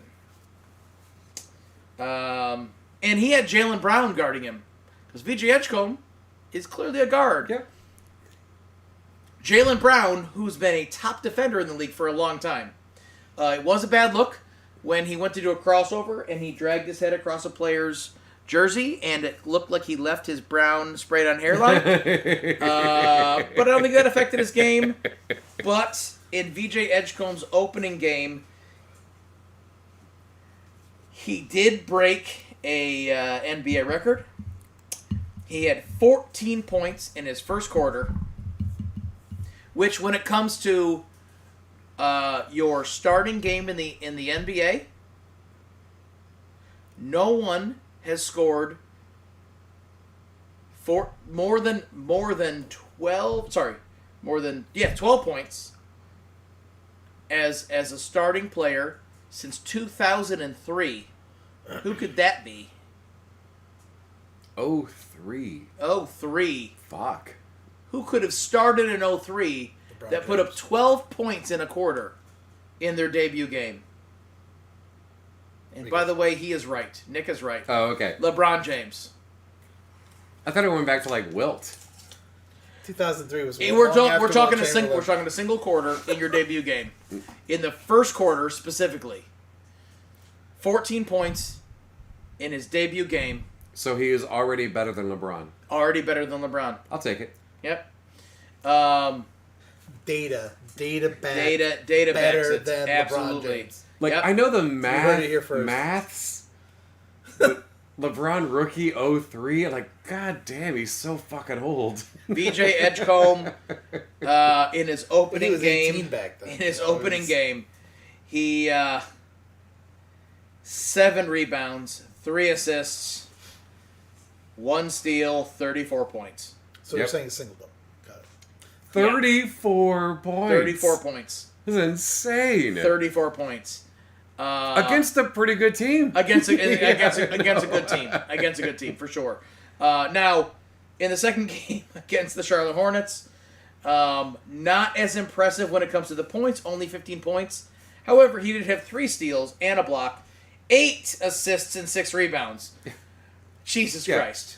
So he's only averaging a double-double his first 2 games. What a fucking loser. But also, as a 6'4", 180-pound guard, Yep. 8 rebounds, a block, and 3 steals? Yep. Yeah, he's not muscling anyone. He's got fucking ball intelligence. We are. And springs at his feet. Some of the dunks that he made. We are off to a great start. I know a lot of people have said they're walking away from the NBA. We talked about last year how the mid-range game is coming back. The money ball is moving away from the three-point line. They're now recognizing that money ball works, but you need to look at your players. You can't just say it's better to shoot threes. Like, just fuck it up there. Because actually, when you look at these guys that can have a mid-range game, and you really look at the numbers of what they can do mid-range game, it's coming back around again, right? Yep. It's so now when the game moves inside the arc, it gets a lot more fun. Yeah. And it's getting back there, and these guys that can slash to the basket. And I'm not gonna lie, I talked about Cooper's numbers early on. He had he's had a good start to the season, but also some of the plays that he had, he's put a couple spin moves on guys that were insane, and then just like not only was the spin move, and then just somehow like almost no movement, and he's chin high to the basket dunking the ball. Like our rookies are in a great place, and then of course Wembanyama just kicking things off in a way that is absolutely terrifying. On a fucking show. Putting on a man. goddamn show. His opener with 40 points and 15 rebounds. And then they go and play New Orleans. Right? And it goes to OT. And it goes to OT, and you're like, New Orleans, who cares? But we're talking about Zion Williamson. Yeah. And the reality is, which I want to be healthy and better. Zion, I really Zion do. starting the season, Yep. clearly slimmed down. Yep. But again, Zion slimmed down. He's still a monster. He has a monstrous amount of muscle. He's still a big dude, right? Yeah. Yep. Opening play of the game. Zion dunks over Wemby. Yep. Opening fucking play. Opening play. Goes back down the court, comes back again, and then Zion tries to make a move on Wemby, swatted. Gets the ball again, swatted. Wemby swats him 4 times in that game. That being said, Zion still found ways to shift and score around him. Like, a healthy Zion, fun for the game, fun to watch.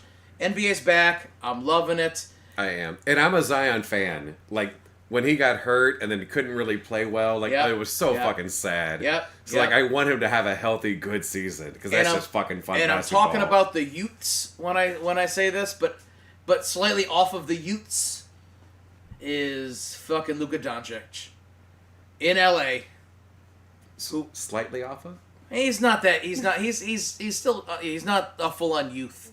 Wemby's in his 3rd season, but like Luka. First full season in LA. Yep, By the way, if you didn't notice, he also trimmed off a good amount of weight. Yeah. All the criticism about being a fat boy, even as one of the best players in the league. He's still way wider than the current Green Bay uniform. He is still way wider than the Green Bay uniform. Sorry, Steelers uniform. But actually, maybe the Green Bay one too. Oh yeah. But Luka just broke a Lakers record in his first 2 games. And that's because in his opening game, he scored 43 points against Golden State, including 12 rebounds and 9 assists. And then in his follow-up game against Minnesota, 49 points with 8 assists and 11 rebounds. Just so you know that it's a complete fucking game. But he broke a standing record by which Laker in the first 2 games? Any guesses?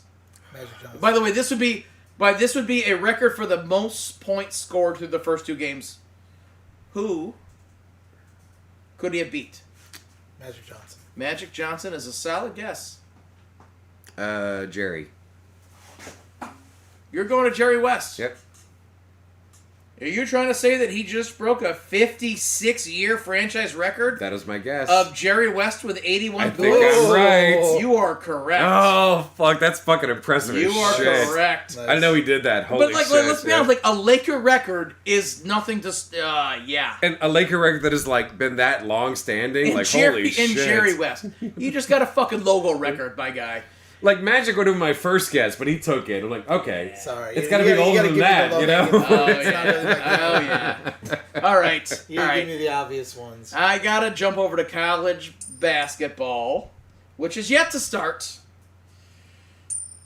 And I'm gonna do something that is not the norm, but I'm gonna start our second segment, overlapping with my current segment of NFL.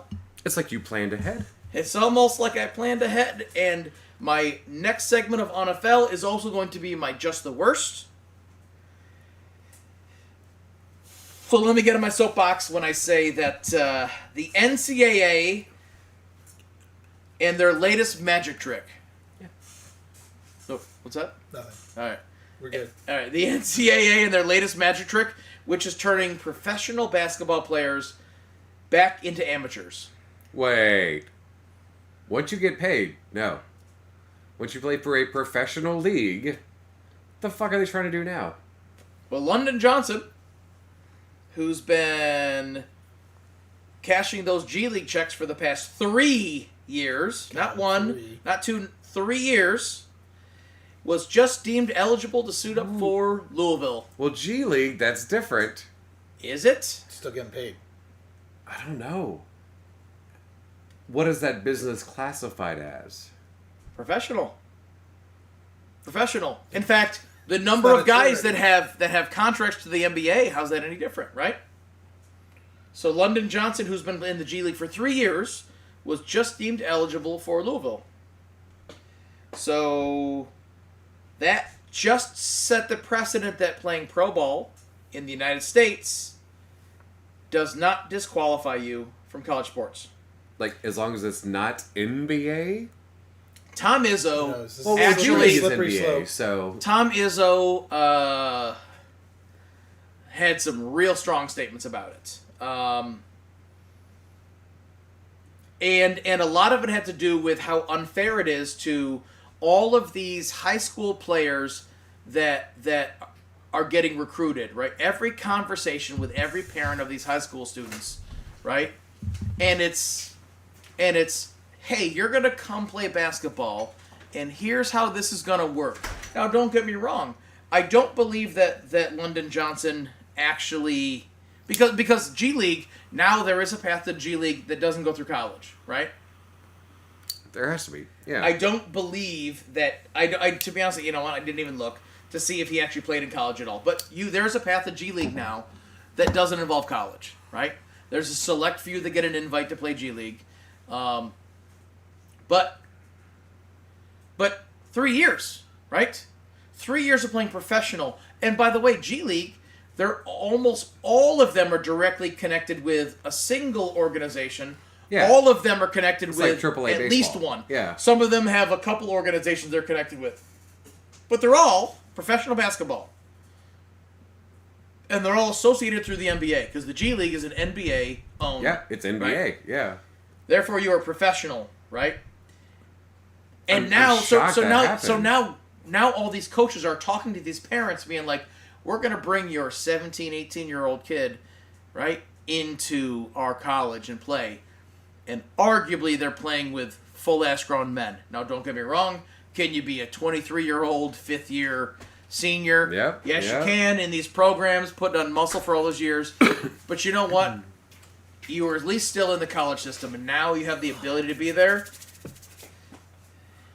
NCAA's logic is based on this European system, right? Because European players have been allowed to compete in college after their stints in professional leagues.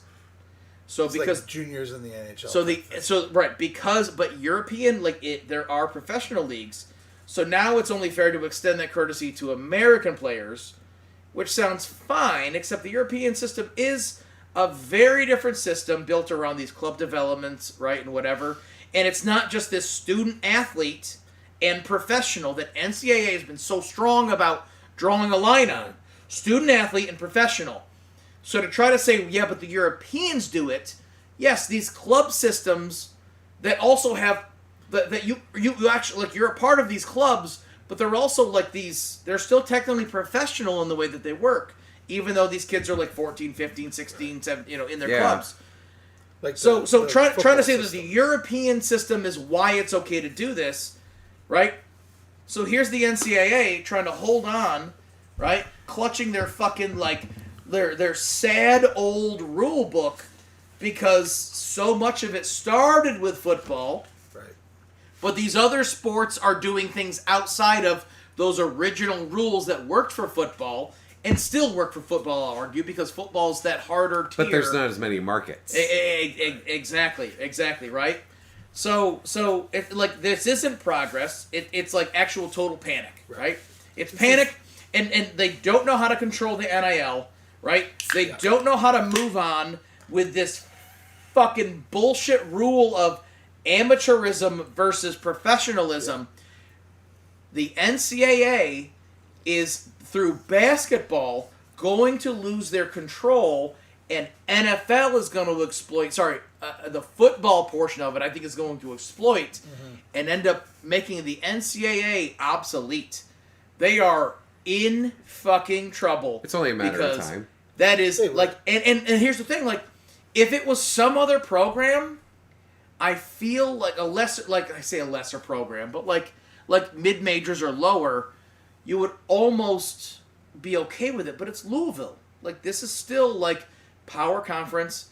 They haven't had the same level of success in the past 10 years, but they're still a team that everyone knows. So Louisville in basketball country has a G leaguer that played 3 years. Yep. And Yep. we're saying because the Europeans... That just feels like cheating. They're in trouble. And that's why I say the confusion and the lack of backbone is just the worst, and therefore that's my NFL. Yep. It's just this is the hill that the NCAA died on for so many years with the cars and with the payments to players, and they opened the Pandora's box. Whatever allegedly did not happen. Allegedly, that they pay opened for a the stripper box here and there, sure. Yeah, They opened the Pandora's box with the name, image, likeness, and Yep. to Scott's point, I think they're going off the rails. When we're seeing it now, and so Matt, who's not here, and we grew up in Texas. Well, we lived in Texas, and we saw the same bullshit in fucking Texas high school football, where there were literal school districts buying houses for people and paying rent for people just so their son could play fucking football at their high school. And they get their hand slapped and do it again. Get their hand slapped, do it again, And so it's only a matter of time before it's I'm 15, but I'm just grown beyond my fucking years, and I want to play for fucking New York Giants. Who's gonna stop me? Yeah. So it's gonna happen. Right. I mean, the NFL can set all the rules they want until they decide it doesn't work for them. Yep. And the It's a NCAA is business. the only thing that says no because student athletes, right? And basketball is where it's softening and softening. It's tough. Because, you look at every, pro sports, those are all businesses. And even the major college programs, they might be kind of run like businesses, but they still have to report to an academic understanding. If they don't, they're going to lose accreditation and can no longer accept students. So... Jim Boeheim, Syracuse, because that's what I say, right? Jim Boeheim, one of the winningest coaches of all time, surrendered 101 wins. Mm-hmm. And that was due to player ineligibility. Yep. Because supposedly they had unfair help with their studies. And this is not unique to Jim Boeheim. I'm only mentioning He's the one that got caught. He's one of the ones who got caught. Had the book thrown at him. And as one of the higher profile, right? And for him, 101 wins is 10% of his. That's not he had that many wins. That took him out of the most winningest coach of all time. No. Coach K was always going to be higher. Did it take him third to fourth or something? No, it was a big jump. He's still hold on. In D1, D3. There's I don't think it actually shifted. That's actually also crazy. That's how many wins he had. 100 wins. 100 wins still didn't fuck him over. I think he stuck around longer to get himself back above 100 wins or 1,000 wins, and then also that put him close to his kids playing. And anyways, but 101 wins they sacrificed. There was they potentially could have taken away a championship because they had a Final Four team with one of their players that caused on a 26 win season, right?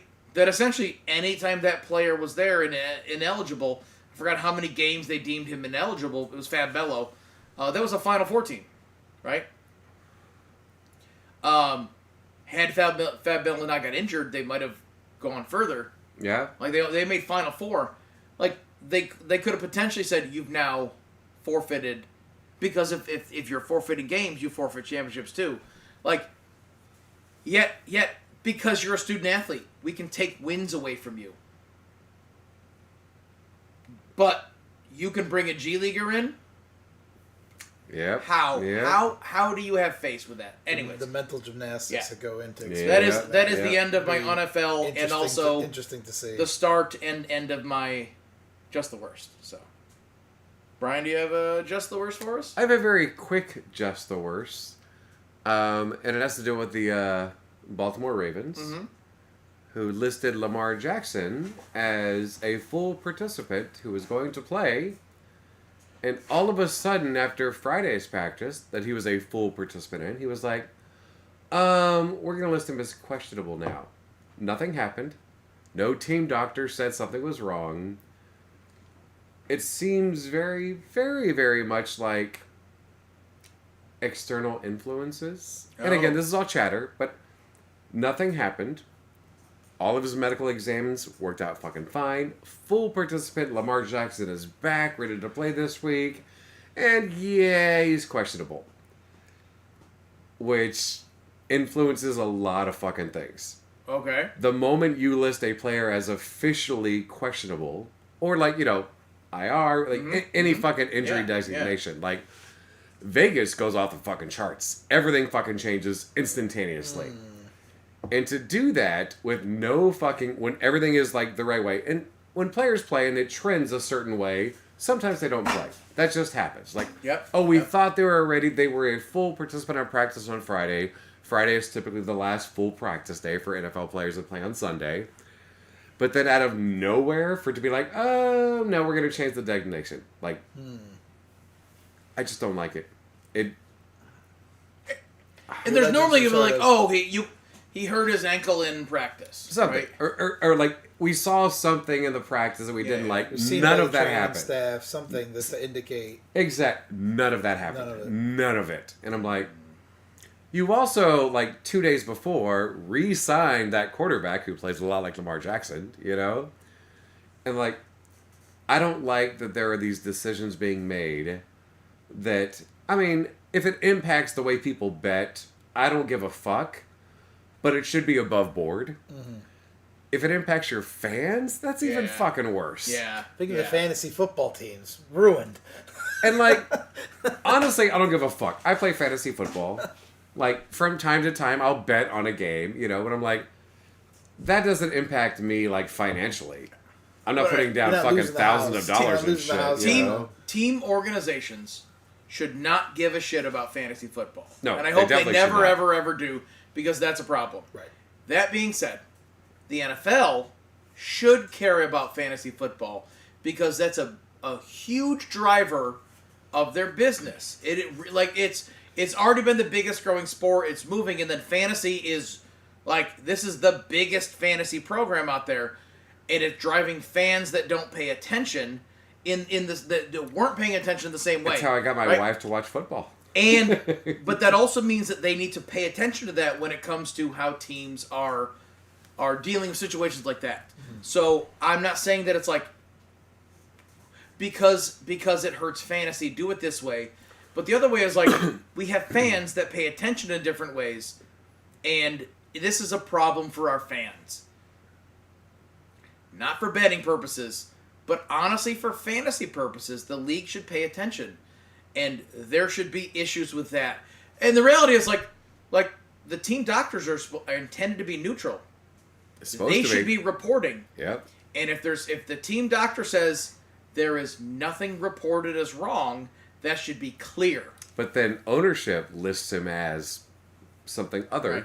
Now, if he doesn't start, if he's listed as active and doesn't start, well, then they can't do anything. Yeah, exactly. That's within the bounds of the rules. That's within the bounds of the rules. But and now you're just disappointing the fans that show up and wanted it. Like Lamar Jackson was healthy, and I missed him. Yeah. That sucks for the fans. I may have bought a ticket. That's what bothers me. And it goes back to like the NBA issue I've bitched about for years. I'm like, if you're poor and you're like, okay, we've got enough money to buy a ticket to this one game, this one time.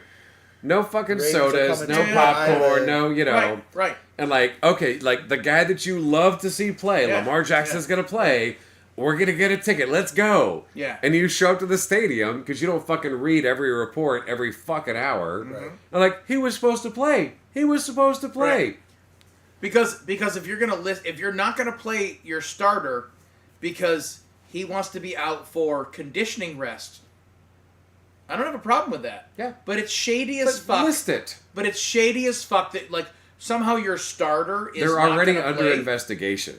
Good. Like the Good. NFL is investigating Good. it already. Because you that's know? like to me and like that like, was from Saturday. like so. and that's where like good because if you don't play your starter because he needs additional rest coming off an injury, then you should say that he's out. Like you say didn't know he's that out. Friday at the last team practice? Right, Really? right. You know? Right. Now at the same time, Well, you you can get also some list him as active non-football injury. and say, I want to rest him and Huntley's going to start, but if Huntley is sucking nuts, then I'm going to play Lamar.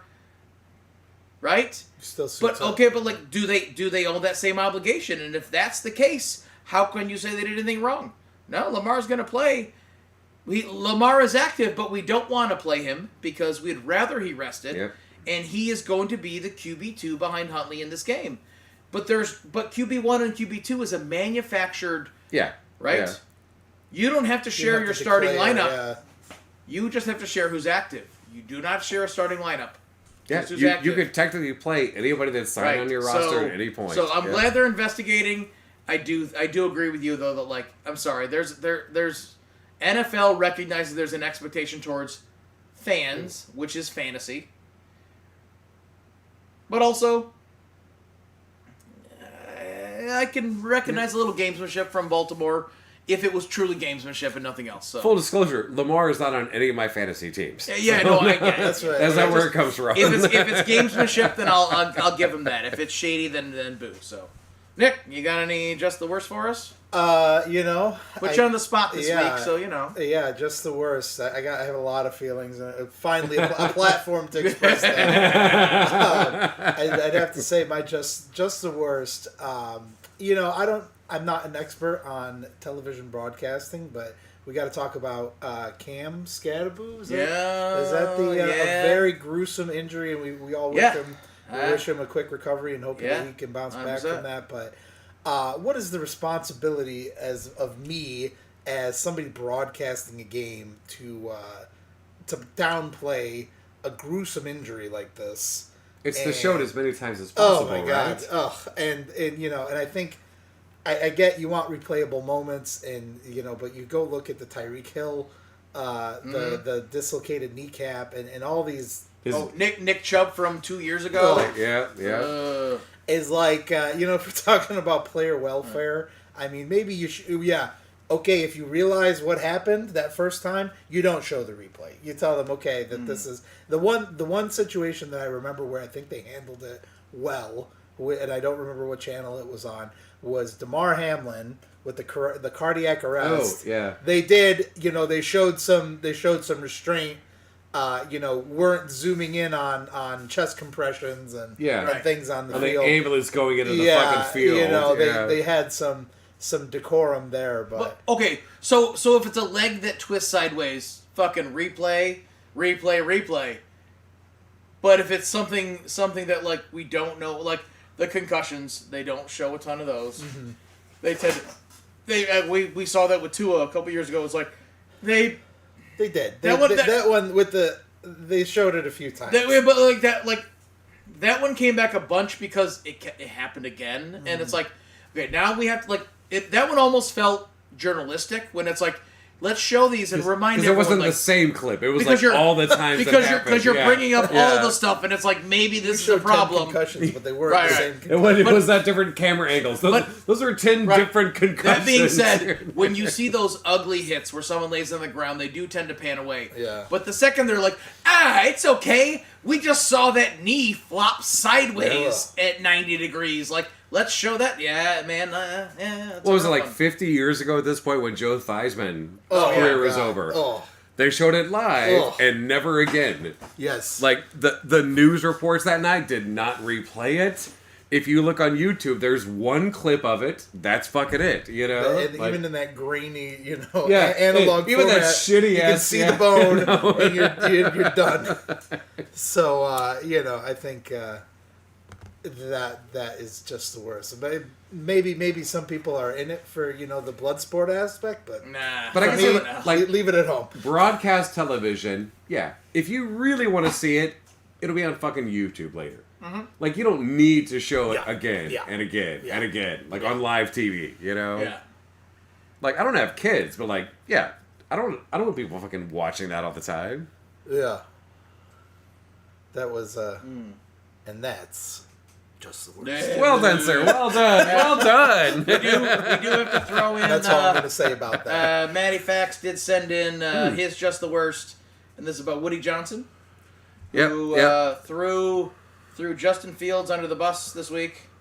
And so Woody Johnson, the owner of the Jets, who, by the way, as an owner, has a record of 173 to 238. He has 7 winning seasons out of 24. To quote Matty Fax, 2 of those winning seasons he owes to the recently deceased center of that team. Also, yes, RIP. Yep. 100%, yes. But to quote Matty Fax, perhaps this piece of shit should look in the mirror when he wants to blame someone for the team. To quote. Blame for someone for his team being fucking terrible. So, yes, Matty Fax says just the worst is Woody Johnson for being a piece of shit owner who is one of many. It is not Justin Fields' fault. It is. Well, I don't know why you thought Justin Fields was going to be the savior of your team. I do believe Justin Fields is a better quarterback. Well, you also pick up Russell Wilson. Right. I do believe that Justin Fields is the shake that you... Justin Fields is you can give him a better shake than maybe what he had in Chicago, but you didn't. I don't know why you expect him to be better when you didn't give him that chance because your team is trash. So. Yep. Chicago, number one's export. But they gotta win. Yeah. They gotta win. You want to run through some squeak streaks real quick? Sure. So squeak streaks from last week. First, he said the Bears do not give up 24 points. They gave up 30 points in a loss. Oh, miss. He also said that David Achan's going to have 6.4 rushing per carry in a loss. They won, and he only had 3.7. Yeah. And he also said that Drake May is going to have over 7.5 yards per rush. Per rush. He did not run a single time. Wow. So 3 straight stinkers for squeaks. 3 giant stinkers. Well, but next week... he plays it spicy, that's for sure. So he says that Waddle's going to average 15 yards per catch. Oh, man. 15 yards per catch. I mean, let's be honest. Waddle's going to be is the primary target, obviously. But like they are playing the Ravens, who are not known for an amazing secondary, but... You know what? Here's the crazy thing. I think the problem is because they're playing the Ravens, is that he's gonna have good stats based on how many yards he gets. And I will say this: I do think that. Let me loop back to this real. Let me finish what I'm saying first. He'll have good stats, receiver stats, but he's gonna have too many passes to get 15 yards. To average? Yeah, there's no way. I do want to say real quick that he could go 10 for 20 for 120 yards and not hit the mark. You know? What I think we're seeing is with some better play these past 2 weeks from Miami, is we are seeing the proof of my hypothesis that McDaniels is a really good offensive coordinator, and his shift away from Tyreek Hill shows his ability to be a good offensive coordinator. He's not a good head coach because he doesn't have control of that locker room. Can't control their vibe, their attitude, right? Well, we talk about a Vrabel, we talk about a Dan Campbell, right? Those guys that have a great that get the support, right? Who are locker room support, or those guys that are just pure coaches. A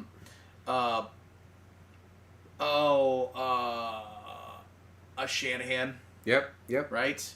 Like those, like an Andy Reid, like those guys that are just, you're not going to question what they're doing. They are their coach, right? They're not your buddy, they're coach. People actively dislike how Sean Payton treats his players. And his players are the first ones to say, like, I don't like him, I don't want a different coach. Right. You know? Right. You know? Yep. Right. So those coaches, Sean McVay, the players do like Sean McVay, and he's a great coach, right? John McDermott. they're there. Well, but like they're like Mixed bag on McDermott there, but yeah. But you know what? So like here we're watching an offensive coordinator genius go. I know how to shift this around. The problem is once everyone else gets caught up on tape, they're gonna fall back down again because they don't have a real head coach there. But I mean, did you ever in the watch? meantime, Did you ever watch Ted Lasso? Oh yeah, Of course. So I think Mike McDaniel's is the Coach Beard. No. The guy that got left the team. Nate. Yeah. He is Nate. He's got the fucking brain, but he cannot put a fucking team together. He went to Yale. But he's got the fucking brain to do it. Yep, like right, on right. paper, on the whitewooge. Yep, Oh, he's fucking amazing. He is Jonah Cannot bring a team Hill in together. Moneyball. You know. Yep. That's what I see. So He needs All right. he needs a what Tom Cruise, whoever it was, Brad Pitt. oh yeah. Wait, what? In Moneyball, there was the Jonah Hill and then Jonah the Brad Hill, Pitt, and right? then So the Brandon Bean. right. He said Tom Cruise, Brad Pitt. I went right to vampires. Oh, yeah. Squeak also says the Patriots can allow 5 sacks. Totally possible. It's the Falcons, but still totally possible. Yeah. He also said the Giants are going to have under 250 yards. Tell you what though, now if he made that pick before Scatterboo went out, I would have said eat my He did. booty. He did, I believe. Yeah. Well then, then, if he made it before, then I'm like, God damn you, then shut up. But without Cam Scatterboo, who's clearly been, don't get me wrong, Tyrone Tracy, back taking those main snaps, like he was looking really good last year. But if he can he step it up though? But like I don't feel like he was playing at Scatterboo's level. But let's hopefully Jackson Dart can just like oh great, you play a different game and I can adapt. Yep. But I hope we'll so. see. We'll see. I am not as hopeful, but Great quarterback name. Fuck you, Eric. Jackson Dart. So Eric is wrong on all of his picks almost all the time. perfect. Yeah. But as of right now, Scotty has only picked 70 correct wins. Matt and I have picked 73. Ooh. And Eric Squeak has got 79. And he's had like 3 weeks of us doing the coin flip, so that's our problem and not his.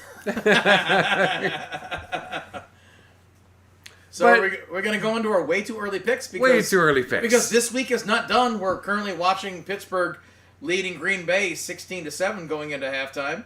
And there's still Monday's game, so we might as well talk about next week because why the fuck not? Why not? So Halloween Eve, the Ravens play the Dolphins. Wow. I can't consciously pick Miami. But that being Well, Eric just did. Oh! I still can't. I think you gotta take Miami on this one. You're gonna take Miami?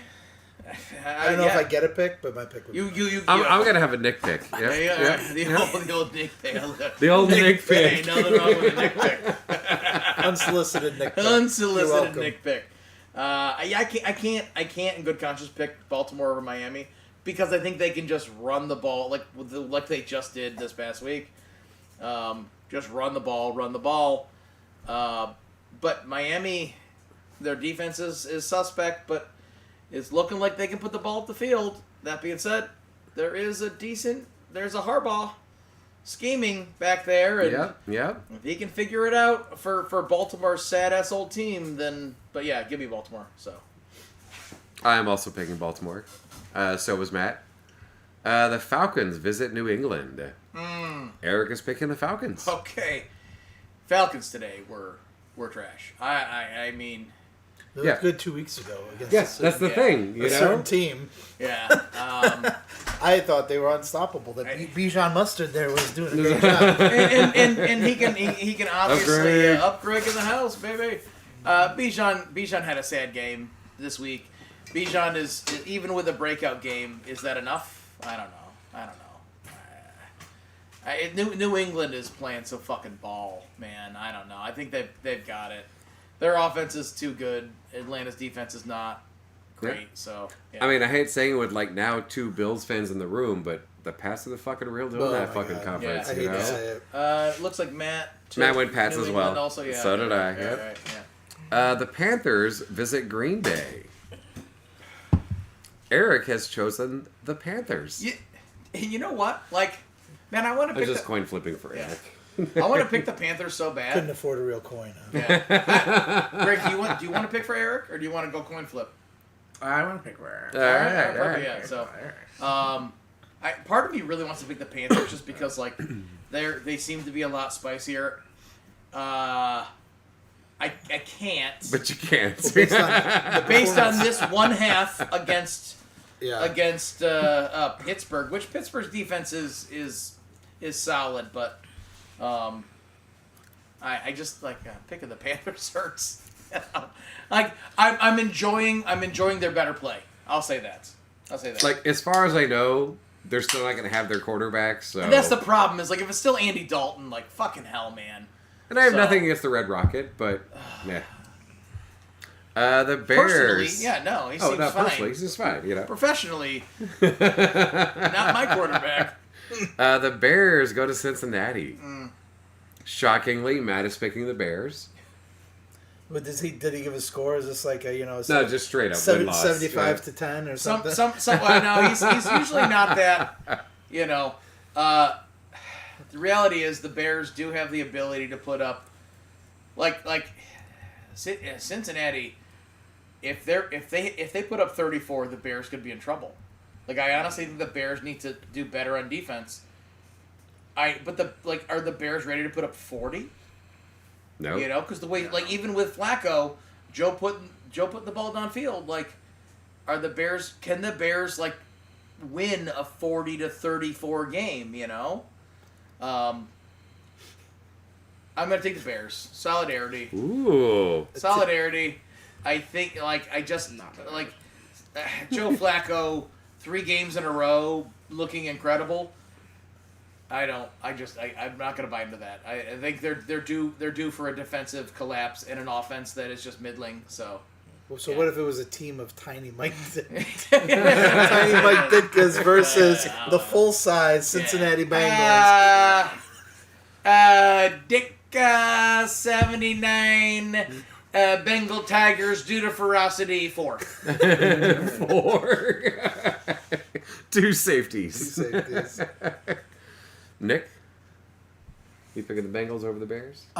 You know, I love Joe Flacco. He's, you know, the comeback player of a lifetime for me, frankly. I think he can do it. All right. Eric and I are both picking the Bengals as well. The Broncos go to the Texans. Man, I know these are the teams that you like. The Broncos are your team, and the Texans are your de facto second team. Backup team. Yeah. Texans looked really good today. They spread the ball to wherever the fuck they wanted. The Broncos do not allow the ball to be spread wherever the fuck you want. I don't know what Texas does to win this Broncos. CJ Stroud had a great, I don't know if anybody caught it, great after game interview where he gave props to the man upstairs, but seemed like he forgot what the question was and just kind of vamped on the religious angle. Well, that happens. Didn't answer the question and just kind of moved on. And Tracy Madsen said, "Okay, thank you, bye." Which meant he recognized they won on the prayer. Yeah. Okay. Ouch. So, are you saying Texans? I would say the Texans, but for you, I would say the Broncos. Yeah. And after the performance today, Broncos. Apparently, Bo Nix scored 35 points on my bench. Maybe we'll start him next week. Oh, Who you knows? sure fucked up He there. probably. Yeah. I would listen with Texas's defense. I think Bo Nix is a safe start. Yeah. Okay. I got it's him, Eric is Justin picking the Herbert. Texans. Well, it's a bold move, Cotton. The Colts at the Steelers. Matt and I have both already picked the Colts. I'm going to pick the Colts too, but I hear they're the best team in football this year. they currently are. They currently are. You know what though? Like, I'm not going to lie. If the 7-1. Steelers can keep them Not to bad. under 20, that would be fantastic. I do think that the Colts defense is good enough to stop Pittsburgh from putting up any real points. But because that's like as good as the Colts offense, as fun as the Colts offense is looking, their defense is also pretty legit this year, and it's easy to forget that that's a big part of their success is is the defense. The lowest the Colts have scored this season was their one loss against the Rams, 27-20. Yeah. See. Oh my God. So Pittsburgh keeping them at. Oh, that's like. But you nailed the 20, so you know. Yeah. See, like they would like, and Pittsburgh has a solid defense, but man, I don't know. Like, I'm really surprised with the Colts. And yeah. Team Danny Dimes. Alrighty. Colts. Yeah. Alright. Did everybody go Colts? Everybody else. Steelers. Yay! Contrarian all day. Love it. The Aaron Chargers Rodgers at is the looking great this Titans. game, I have to tell you.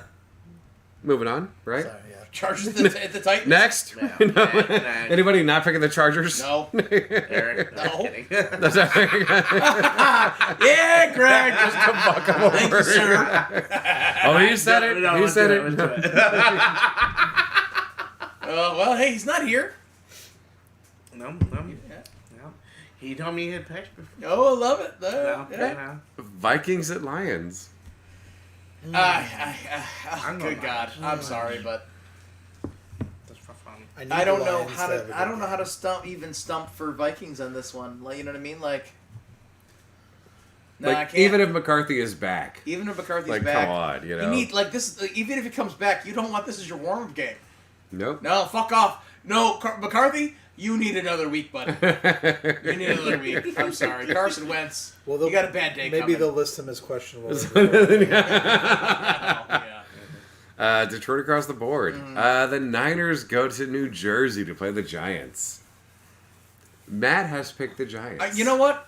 So Matt picked the Giants before a Cam Scattaboo injury. I know he did because I Yep. know when his text came in, Yep. and that changes a lot. I'm gonna pick the Giants out of solidarity. Out of solidarity. I'm going San Fran 100%. But I don't. Listen. Out of solidarity. Out of solidarity. I like that. Yeah. San Well, what- Francisco with George Kittle to score Niners. 25 touchdowns, please. Thank you. 25. Not Not- points, touchdowns. Touchdowns would be great. You're not invited What's Eric anymore. Niners. Scotty, I try to pick the Giants so many times this year, and it burns me every time. you know? They're now 2-6. I mean, there's a lot of moral victories going on with the Giants this year, and no Cam Scattaboo. Yeah. No, like it's That hurts tough. it a lot, It hurts yeah. a lot. So I mean, they beat the Ravens, so.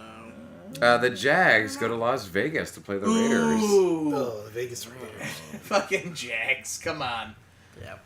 The Raiders are not put together, and the Jags coming off a bye week, rested. Yeah, man. Raiders come off a bye week too, though, so it doesn't Yeah. change anything. Max Crosby probably gonna hit 2 sacks, but you know, because that man's gonna be all jacked up on smelling salts and whatever energy drink he has. So right. The Saints visit the Los Angeles Rams. Me. Could it happen? Is there? I mean, the Saints. Could it happen? Yeah, of course. Is it that could. that? They're One, due. is this that one weird miracle No, game? it's not. No, It's not. no, The Saints played 2 quarterbacks today. Fuck straight off. It's the Raiders. even quarterback play today. Fuck I yeah. think the Saints are due. They're due. They're due. I like They're it. due. I like it. Yeah. I can't wait to drag you through the mud next week, but it's gonna happen. Can't wait. And the important one for half the people in this room: the Kansas City Chiefs visit Buffalo.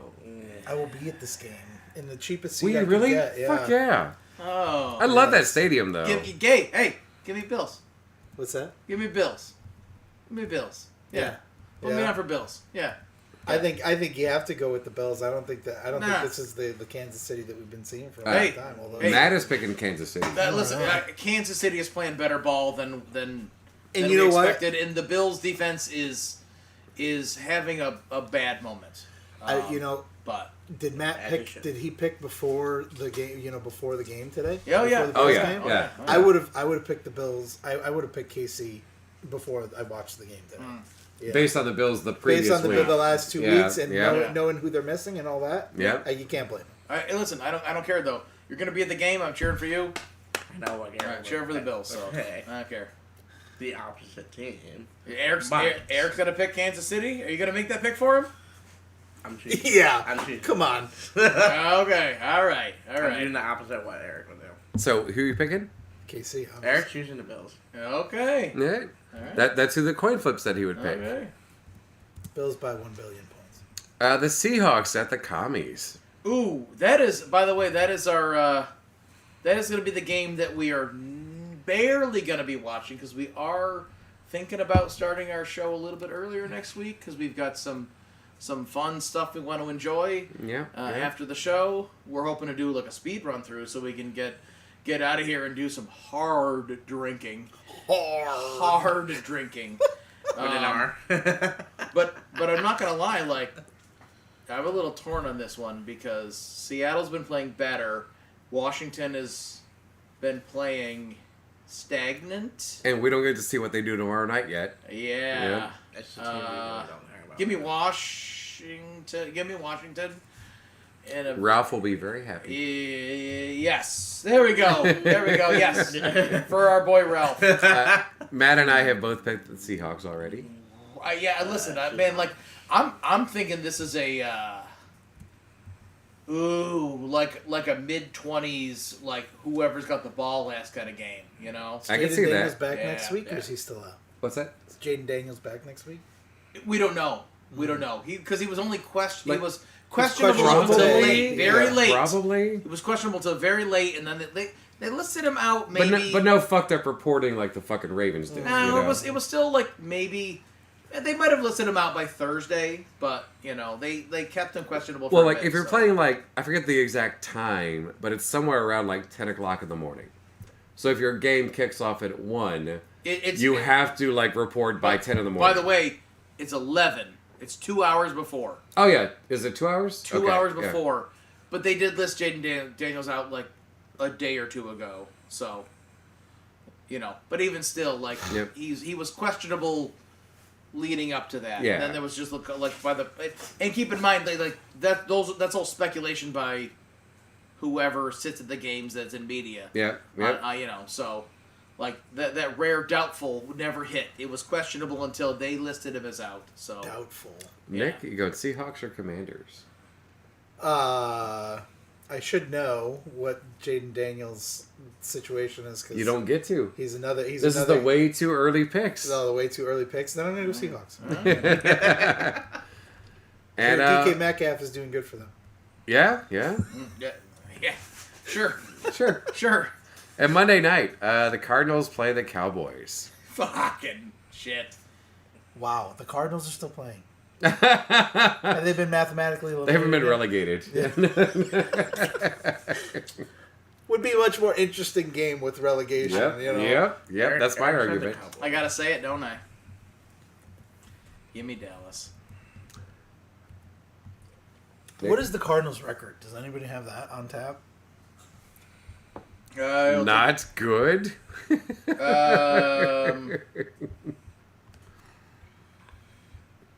They've beaten 2 teams? 2-5.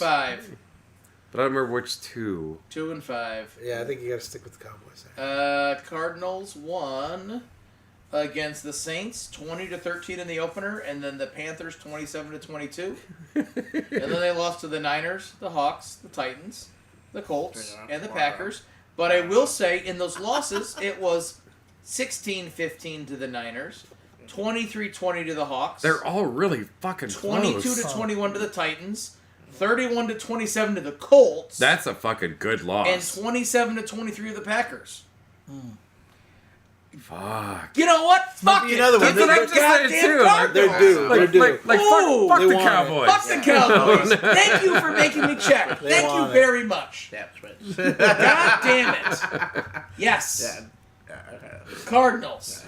We just all went from Dallas across the board to everyone but Matt because he's Because not guess here. what? Because guess what? The rest of their schedule due for is to hit the Seahawks, lose out Niners, numbers. Jaguars, Buccaneers, Rams, Texans, Falcons, and then Bengals and Rams. They got a fucking onslaught ahead of them. Give them next week against And the Cowboys. I don't think the Cowboys are good enough to like come off of a fucking beat down and we're like, okay, let's show them who we really are. I don't think they're there. I mean, you know? CeeDee Lamb changes the game, and he's going to make us eat our words and fine whatever. Because I want to see the best wide receivers be wide receivers. Yep. and George Pickens can be like as a number 2 I also want to option always who's see been the the number 1 Cowboys option, lose. like, you know, but I want to see the Cowboys lose. But like I mean, but fuck it. Yeah, no, fuck the Cowboys, Cardinals. Thank you, Nick. Well, and good news, the Jets don't go into the bye week without a win. Good for them. Good for them. Cleveland, Philly, and Tampa also on the bye week. There we go.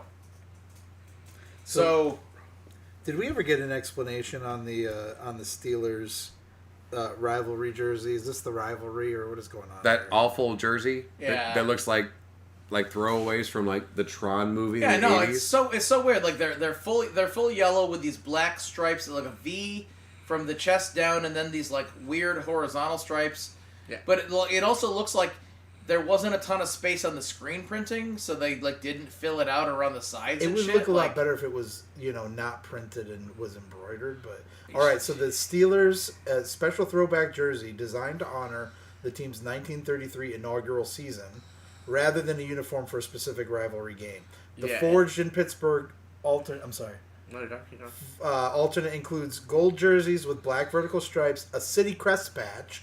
That's what the patch is. This is the Okay. patches. And Okay. white numbers. They paired these with matte gold helmets.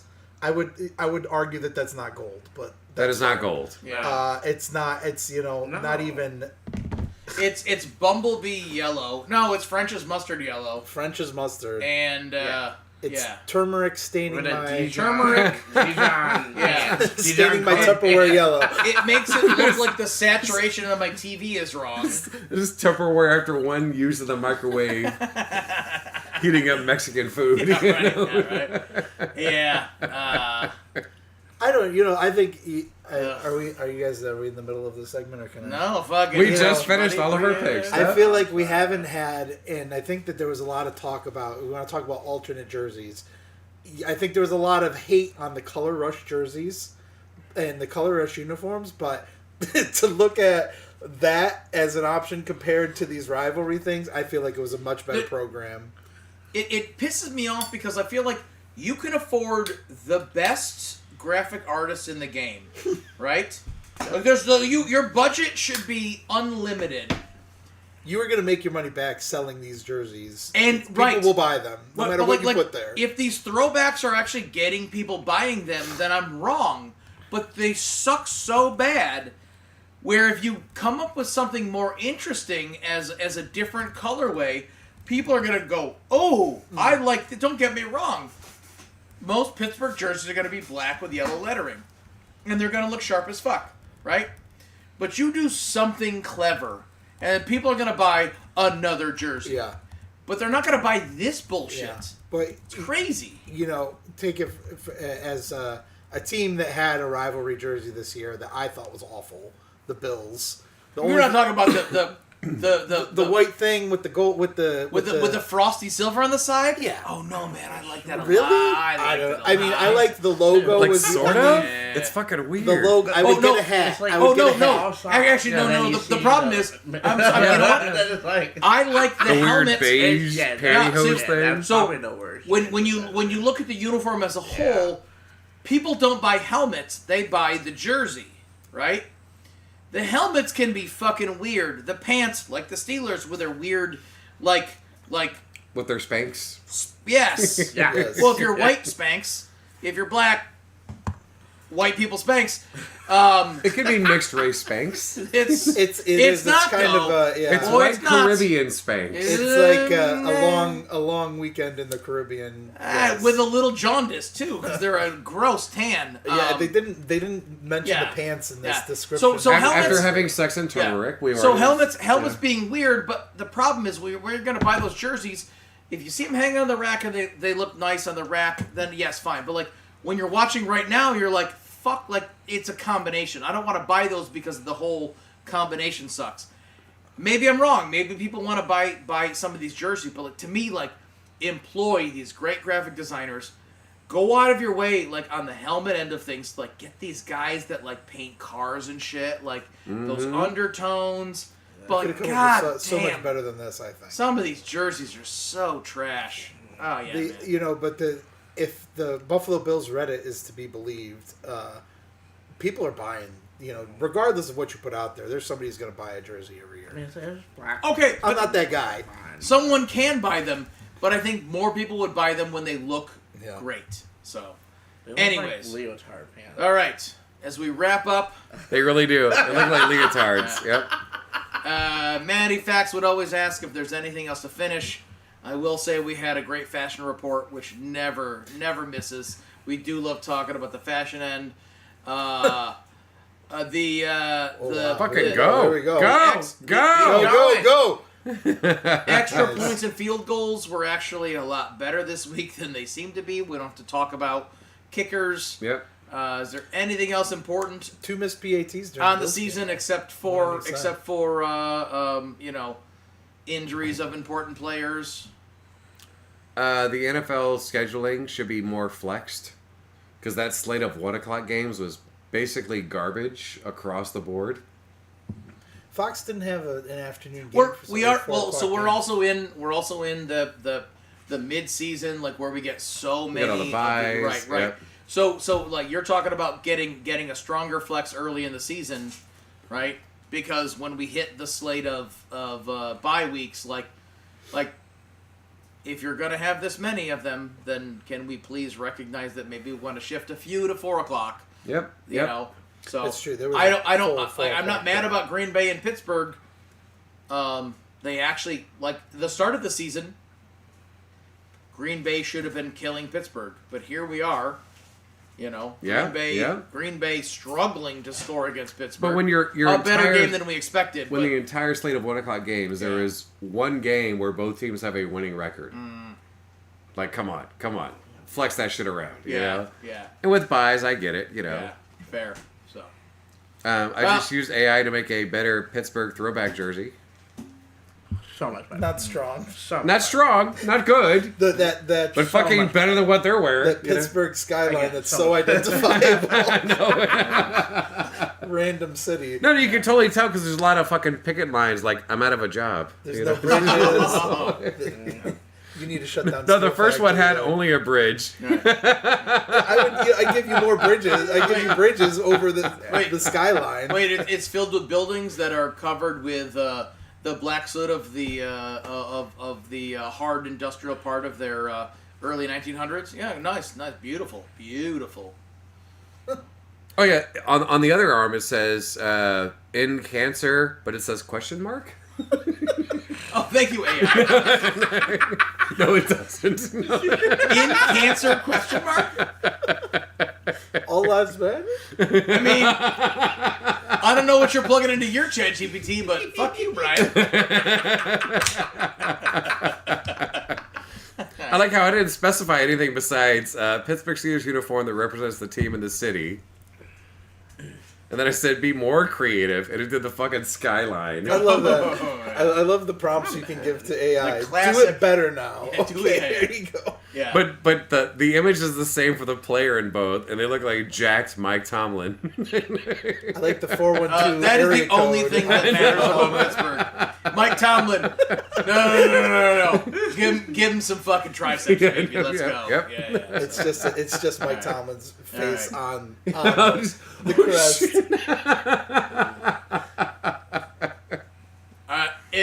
That's 20 years out.